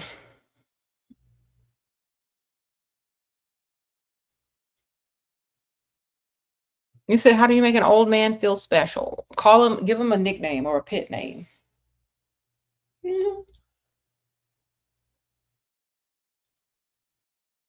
How do you make, yeah, give him a little nickname or a pet name. I'm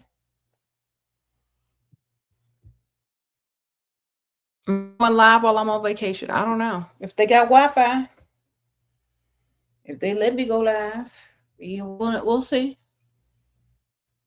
I'm going to definitely take a video, and maybe if they don't, I think I was able to go live one time when I was on vacation.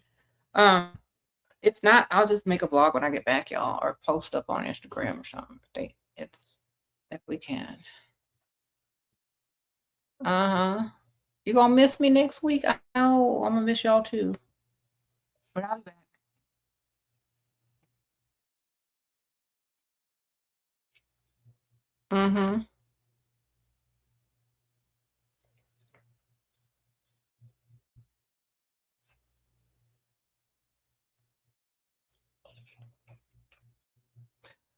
Someone says they're broke. No, never say you're broke, ladies.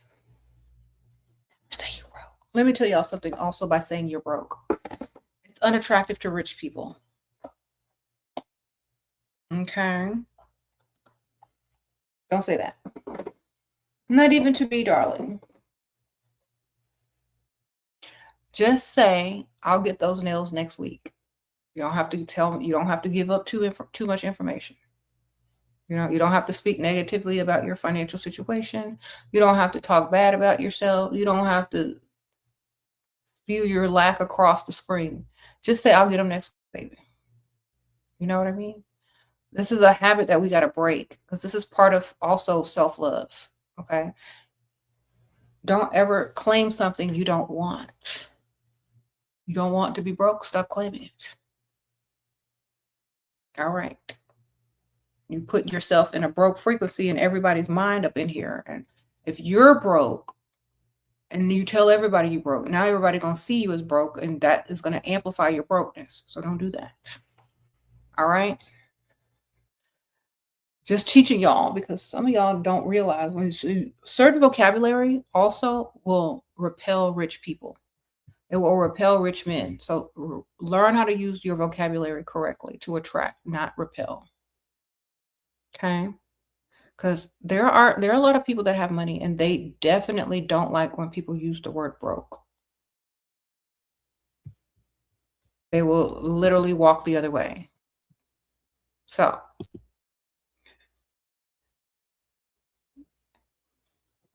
don't give up too much information either. Yeah.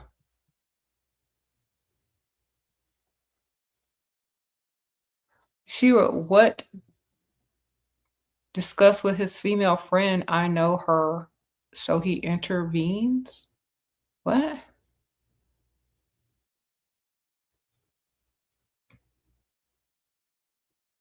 I'm not doing that friend crap no more. Y'all keep asking me about female friends. Y'all know what's happening.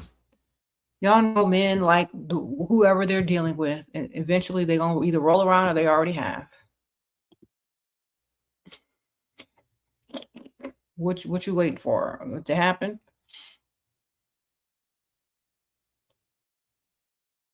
Eh. Where's your male friends, darling? Where your male friends? He said, "Don't tell him you're rich. Don't tell him you broke." Exactly.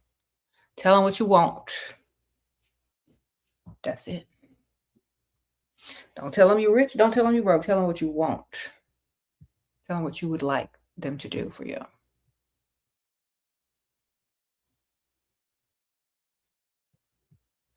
You said affluent energy comes before the tangible benefits. Exactly.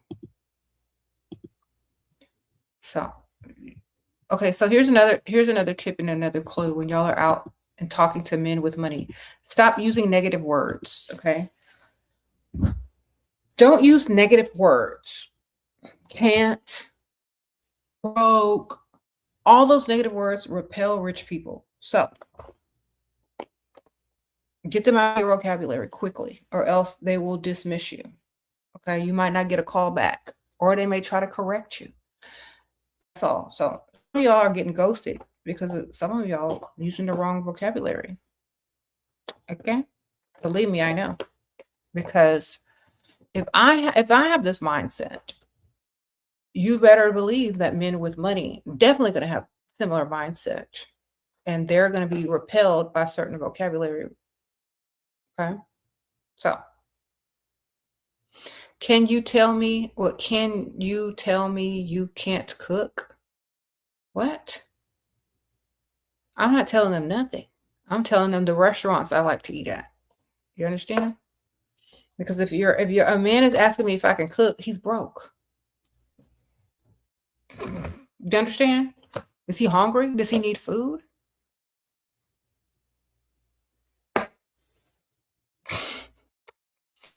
No man with money has ever asked a woman if she can cook unless they're already in a relationship. That's not a prerequisite. Do you understand? Hmm. You said, stop cooking and cleaning. Is he interviewing the help or something, girl? What the heck? Is that your quality and skill that you're going to bring to the table? Don't do that, ma'am. You're the prize. You're the goddess. You're the queen. You're not the help. If you decide to cook later on in the relationship after he's a provider and you feel like you want to but don't have to, wonderful. But that is not a prerequisite. Do you understand?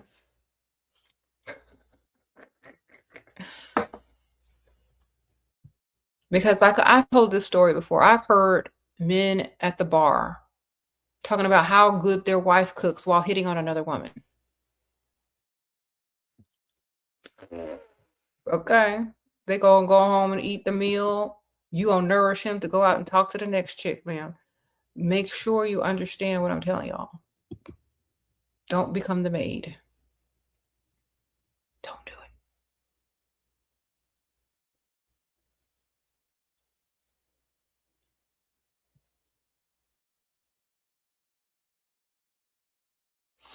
Do you keep saying I am broken temporary? No, you stop using the word broke, period. Y'all, well, who taught y'all that word? You're supposed to say, I'm saving up. I'll get it next week. That sounds better. I have other things on the budget right now, and that I'm putting that one next week. Something like that. That's better than saying I'm broke. You know what I'm saying? So they said, well, woman is never broke. Exactly. People ask me about my lipstick. That's what I'm wearing. NYX Smushy Matte Lip Balm. And this is the color Sassy Stuff. Sassy Stuff. It's like a red. Looks like this. And you just put it on. It's like a matte lip balm, but it's color. I have a couple of them. I have this one too. And a pink. That's what I was wearing yesterday. And this one smells like bubble gum. Anyway, that's just kind of like bubble gum. Yeah, that's what I'm wearing. So I got two of them. This one is Sweet Snack, and this one is Sassy Stuff. This one is more like a red, and this is more like a pink. All right. Thank you.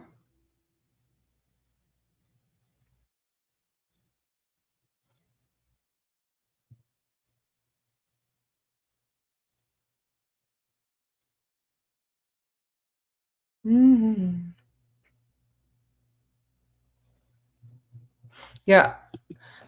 Make it a new thing to not say broke, especially in front of men with money. That repels men with money. When you say I'm broke, no, don't say that. I'm saving up. I'm planning for.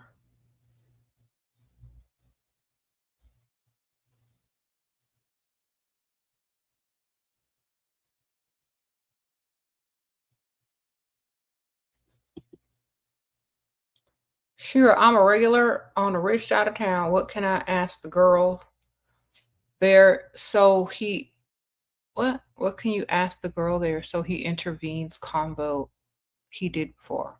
You got to ask her something that only men would have the answer to. Like, men always want to butt in about certain things. And it's either directions, info about cars, good barbecue places to eat. If you're in Texas, all men like make sure sporting places, golf clubs, golf courses, stuff like that. Sports bar, stuff that men know about that most women don't. So ask her about that, and they'll know the answer. And when she gives her trash answer, he's gonna butt in and say, "Oh, well, you should try such and such." You know, even though I don't eat barbecue because I'm plant based, you can still ask the question. He don't know no better. Oh, where do you know where they have the such and such? Do you know where there's a good sports bar around here? I might want to watch the game there somewhere later. Then he'll suggest his answer. You always talk about stuff that men pride themselves on knowing, and the other girl will say whatever, and then he'll butt in and say something. Right? What do you do if you get a new provider and you improved a lot since then, but you still thinking about that past Dusty? Well, go back to the Dusty, man. Your mind still in the past? That Dusty still got power over you? You still a pygmisha in disguise? What's happening? You not love yourself enough to move past a Dusty man that didn't like you enough to do anything for you? Hmm? Sprinkle, sprinkle. What did this Dusty do? Did you just let him go because he was broke? Okay, well, think about this. He's still broke. And you can use the word broke when you're talking about a Dusty because it ain't you. Does that Dusty still unable to provide? Then why are you thinking about him? He's still in the same spot. Then why are you thinking about him? He ain't gonna improve. Now he's somebody else's problem. Next. How to stop seeking validation from others. Love yourself and don't need the validation from others. If you get up every day and you put in effort to yourself, you look good, you feel good. Nobody has to tell you that. You already know it. You're a good person because you know that you're a good person. You look good. You know you look good. You put in energy and effort into yourself. You already know all of those things. So everything else is an added bonus. You don't need it. You already know it. You know, like when you little kids walking around and you say, "Oh, you're so this, you're so that," and the kid looks, "I know." It's kind of like that. They don't need your validation. Be like that. Thank you, Johnson. Sprinkle, sprinkle. Hey, sure, you look amazing. Other than not eating meat, what are you doing to keep your weight down? Tricipitad, baby. Sprinkle, sprinkle. I go to the mid spa. Okay. Mid spa, darling. I said a long time ago on this channel, when they come up with a quick fix, I'm going to get it. All right. If a Dusty is in,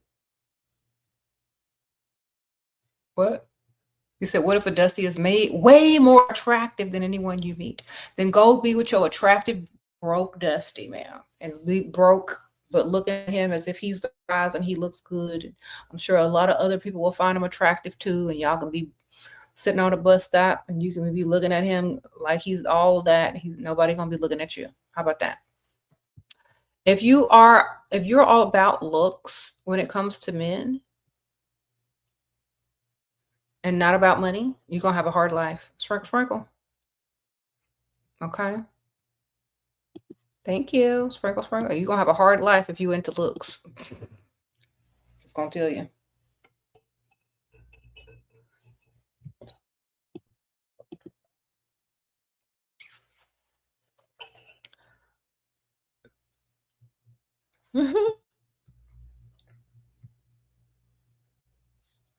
Yeah.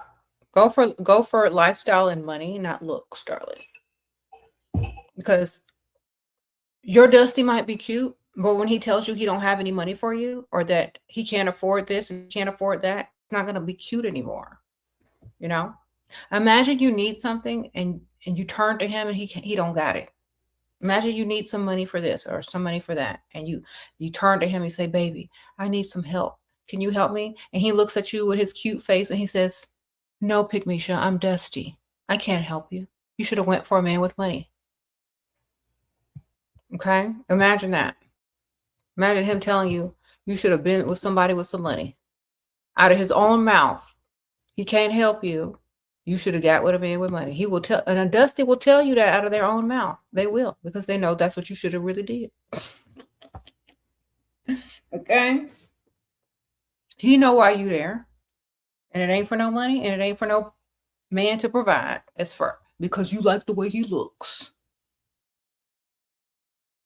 So I'd rather have somebody that I can depend on, get money from, start a business with their money, stack my money, spend their money.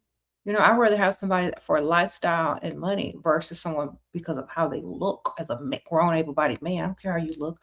Your looks as a man isn't going to do nothing for me or my future generations. My looks will transfer. Okay. If we have kids, my looks are going to transfer. Your money need to transfer, sir.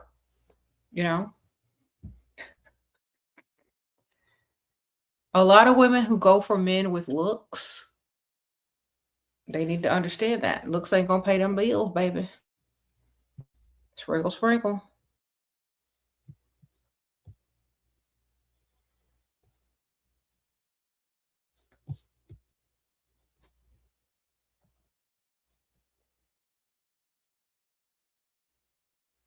Mm-mm-mm-mm-mm. You said ugly women treat women bad too, but do they pay bills? All men gonna treat women how women treat themselves. If you treat a woman bad, it's because she allowed it and she stayed. Men can get treated bad by women too. Okay, women know how to treat men bad as well. Is that man paying her bills? Can he pay her bills? You rather be with a Dusty that treats you nice because he needs shelter, or would you rather be with a man that likes you and can help you and can provide for you and your children and your future generations? Some of y'all might as well be dating them dudes in prison because all y'all want to do is control a man, make sure he ain't got nothing so he can't go nowhere, just like a good old pygmisha, you know? Some of y'all are such pygmishas. Y'all would rather date someone that can't do nothing for themselves because you don't want them going nowhere because you can't have a man that actually likes you. All right? Some of y'all date because y'all date and knowing that the men don't like y'all. Y'all don't care if they like you. That's how y'all want a man. How bad of a pygmisha some of y'all are. Y'all don't even care if the men like you or not. Y'all don't even care if he gives you money. Y'all don't even care if he do this and do that. Y'all just want to have a piece of some type of dust. Just to claim some dust, okay? So any man can treat you bad and you can treat any man bad. Do they got some money for you? And can you level up? Do you understand? Because being dusty is, and being with a man is a man treating you bad, okay? Being with a dusty is being with a man that's treating you bad, period. Y'all don't see that, but it's true.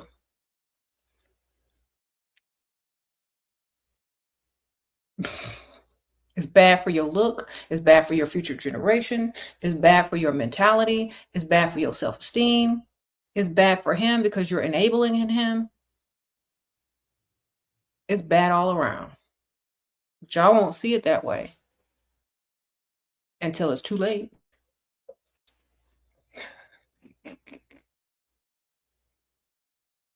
You said bad for your health. Exactly. Bad for your birthday. Bad for New Year's. Bad for Christmas. What?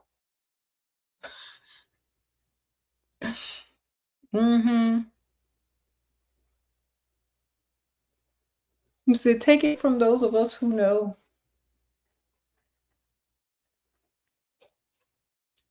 Okay.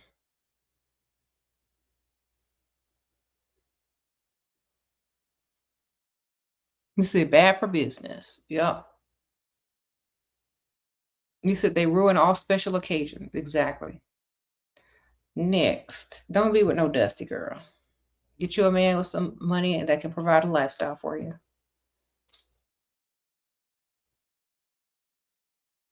And some of y'all, let me tell y'all something. Some of y'all got y'all, I'm just gonna be mean. I'm just gonna be mean because some of y'all need to hear this. Some of y'all will use the excuse that a man will treat you bad if he has money. Ma'am, can you even get a man with money to find out? Because y'all sitting up here thinking these dust is being the best men ever. Can you even get a man that has money before you say that they treat you bad? Have you ever been treated bad by a rich man, ma'am? Probably not. If you got to make every excuse in the book not to level yourself up to attract a man that can do more for you and provide for you, we don't believe you. We don't think that you've been treated bad by a rich man. We don't even think you can pull a rich man. We don't even think you can get a man to pay any of your bills. You understand? So when these sort of people start talking, you ask yourself these questions in your mind. Can this woman even, does she even have the experience to understand what she's talking about? Probably not. Okay. You got an international roster. I know that's right.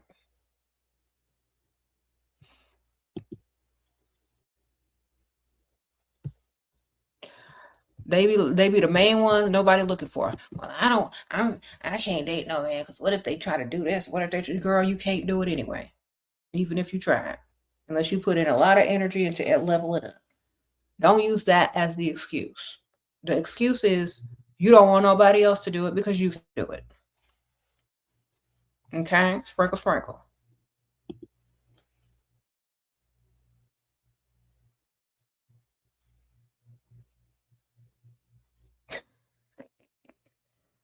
You ain't got to worry about that. Believe me, nobody's gonna even look at your direction unless you make them look by leveling yourself up.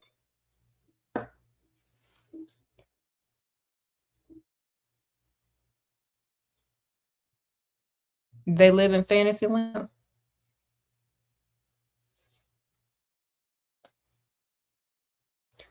Sprinkle, sprinkle. I was trying to be nice, but y'all didn't. Well, what if he does this? Or what, man? If you look good, you wouldn't be asking all them dumb questions. What if he did that? Then you could leave. Then you could sue. Then you could do this. Then you could do that. You could do a lot of stuff if you look good. You can go get another. You can go get a better one. You can go get a rich one. There's so many options. You could get his money and start a business. You could do a lot of things. Because you're going to have options. And some of y'all don't realize that because you have never experienced that. But you want to say, what if this and what if that to deter other women from living their best life? That's not right. Don't project onto other people your insecurities. Okay.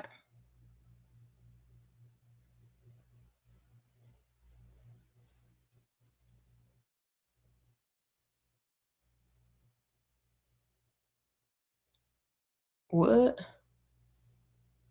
So, yeah, a lot of times, like, and if you also think about it, men with money have more to lose than broke men.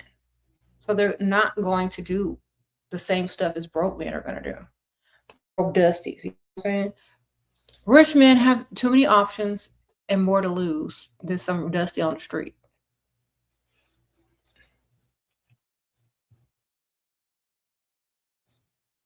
Okay.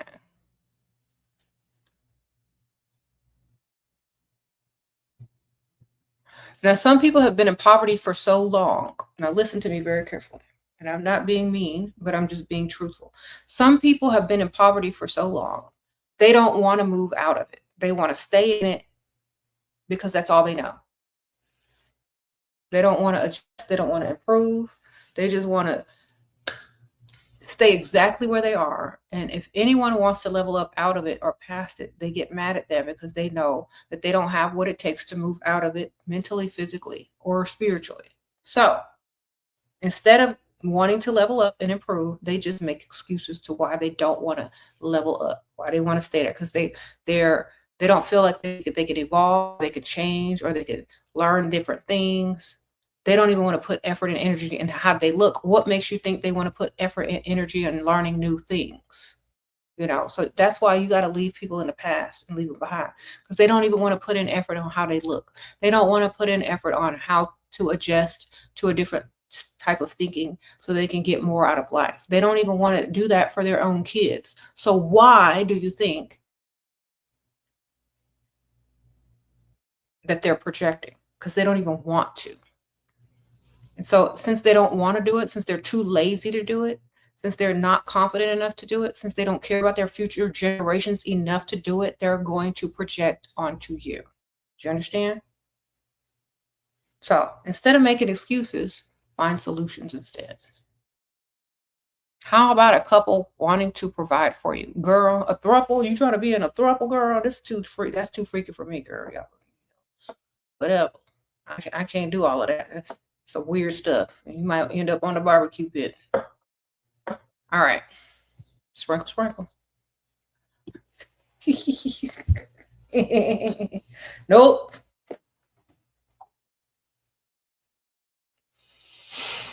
Okay. But you know them better than I do. I don't know. I'm a little suspicious of weirdos. So no.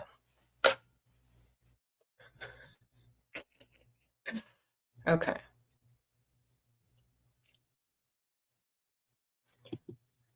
Hi, Shira. I have a real estate business. It's doing extremely. Okay. Should I downplay the business? Don't even tell no man you got no business. Sprinkle, sprinkle. Tell them you got an online lash business. That's good enough. Sprinkle, sprinkle. It's like, oh, I sell lashes online. Mm-hmm. It's doing really good. How many lashes do you sell? Enough. Enough.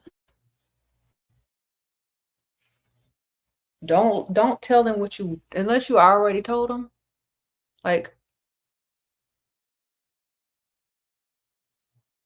if that's the case, tell them everything is tied up and you don't have access to it.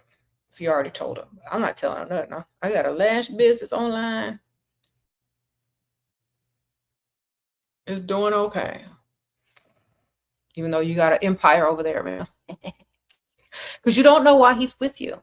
You don't know what he's planning. You don't know what he's doing. Don't tell him nothing. Make him spend the money. Make him impress you. You're not supposed to be impressing him with your money. Okay? You're not supposed to be impressing no man with your money. They're supposed to be impressing you with theirs. So there's no need to tell them about your business. If you want to brag on yourself as if it's another person. So like, say it's your friend's business and you work there. You know? Brag on your friend. Really bragging on yourself. You're in your early 20s and you've been focusing on leveling up and getting paid. It's resulting in me losing friends. Should I continue as I am? Man, what kind of friends don't want you to succeed and level up? What kind of friends don't want you to succeed and level up? How are you losing friends when you're getting better? They're supposed to be cheering you on. Those aren't the friends you can take with you. Those are the friends that you had when you were the old person. You understand?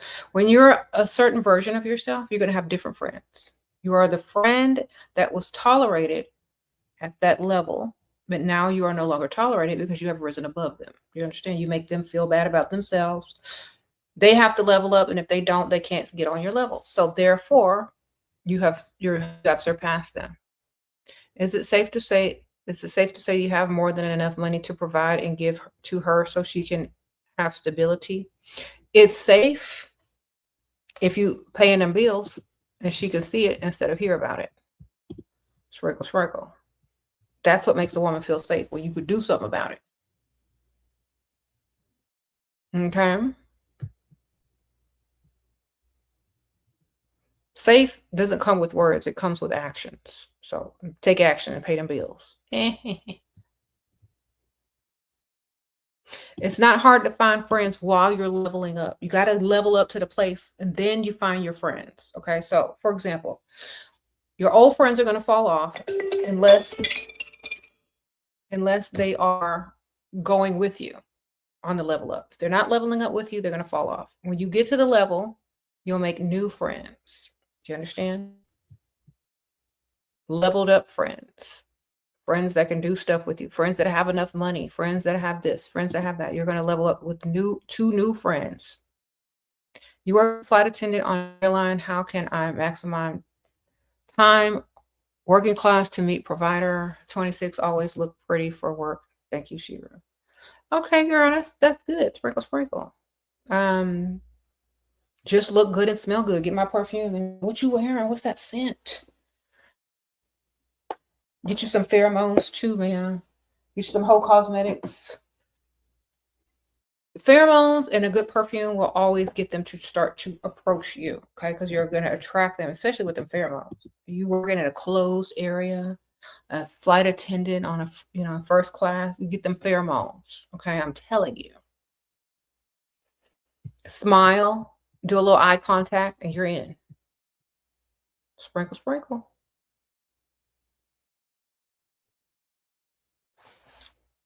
You said frenemies will try to hurt you. Yeah. Get away from those people that aren't leveling up with you, okay? You're going to a new level. You can't stay in the past, all right? That's just how it is. That's just how it is. You can't do it. It doesn't go together, okay? You'll meet new friends, believe me. And they'll have what you want or teach you how to get it, or they'll be on the same level. You know what I mean?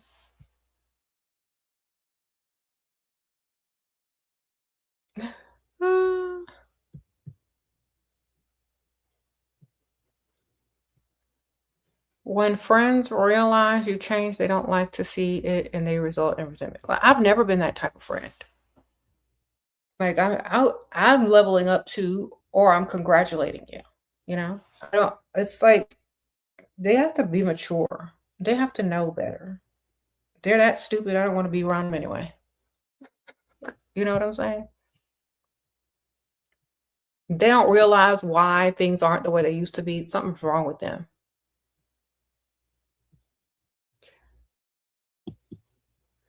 Your sugar daddy talking about how I'm getting expensive.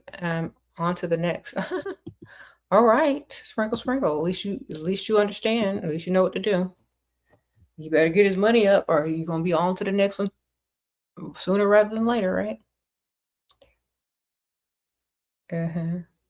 65-year-olds thinking that they're the prize. Do they look like a prize? You're not supposed to look like a prize. All right. You're supposed to look like more of a prize, darling. And when a man thinks he's the prize, you need to bruise that ego a little bit. And this is how you do it. You say, okay, since you're the prize, where's my money? Isn't a man who's a prize supposed to be super rich? Who are you a prize to? Oh, you are super rich? Okay. Well, give me some money then. Otherwise, you ain't a prize to me if I don't have it. If I don't have none of your money, how are you a prize? A guy thinks he got a little bit of money or he looks good, he's the prize. But if the money ain't in your pocket, what type of prize is that?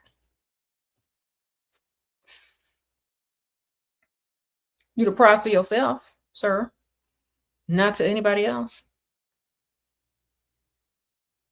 Said they're the prize to pick me. They're the prize to someone that seeks validation.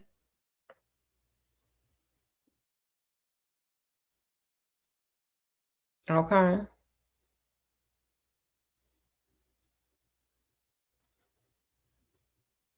You was with a Dusty who was paying your bills, and you left him, and he keeps calling from different numbers and guilt tripping me. He was there for me. Should I repay him? So I should repay him what he can leave me alone. No, girl, don't repay no man for being a provider. That's his job. Say, you know what, it just didn't work out, and I'm sorry. Thank you for everything you've done. You're gonna make a good man to some other chick, but it ain't gonna be me. I got to go. Bye. That's it. He just needs closure. Just tell him he was a good man while he was there. He paid your bills. Thank you so much. He's gonna find another one. Don't worry. Uh, if you really want to get rid of him, tell him you're pregnant from another man. Goodbye. All right, sprinkle, sprinkle. That's it. Uh, Someone said restraining order.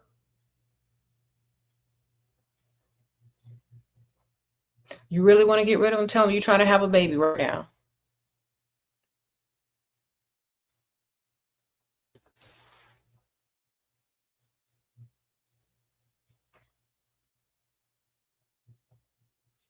Sprinkle, sprinkle. Start posting up baby stuff on your Instagram. Go to the store, get you some baby clothes, and start taking pictures of it. It's like, oh, it's so cute. I can't wait. Dot dot dot. He gonna be gone. You think he wants you back pregnant? You think he wants a pregnant woman to pay him back? No.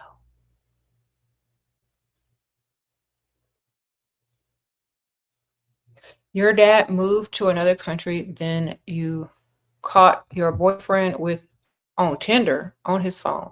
You stayed calm until I got rent kicking me while I'm down. Oh my goodness. Well, that's terrible, but at least you kept your calm and got your money. I'm proud.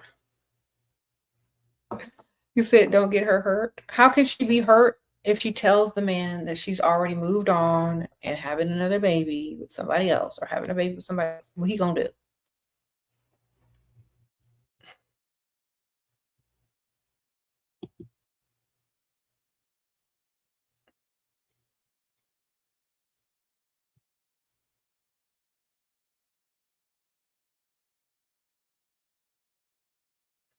Sprinkle, sprinkle.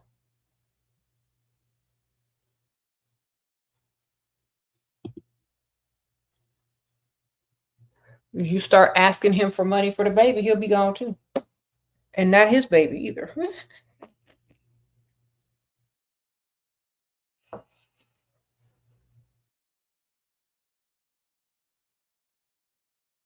You said some Dusty, you're crazy. That's don't take money from a Dusty, man. I keep trying to tell y'all. I have told y'all never take money from the poor, and y'all don't listen.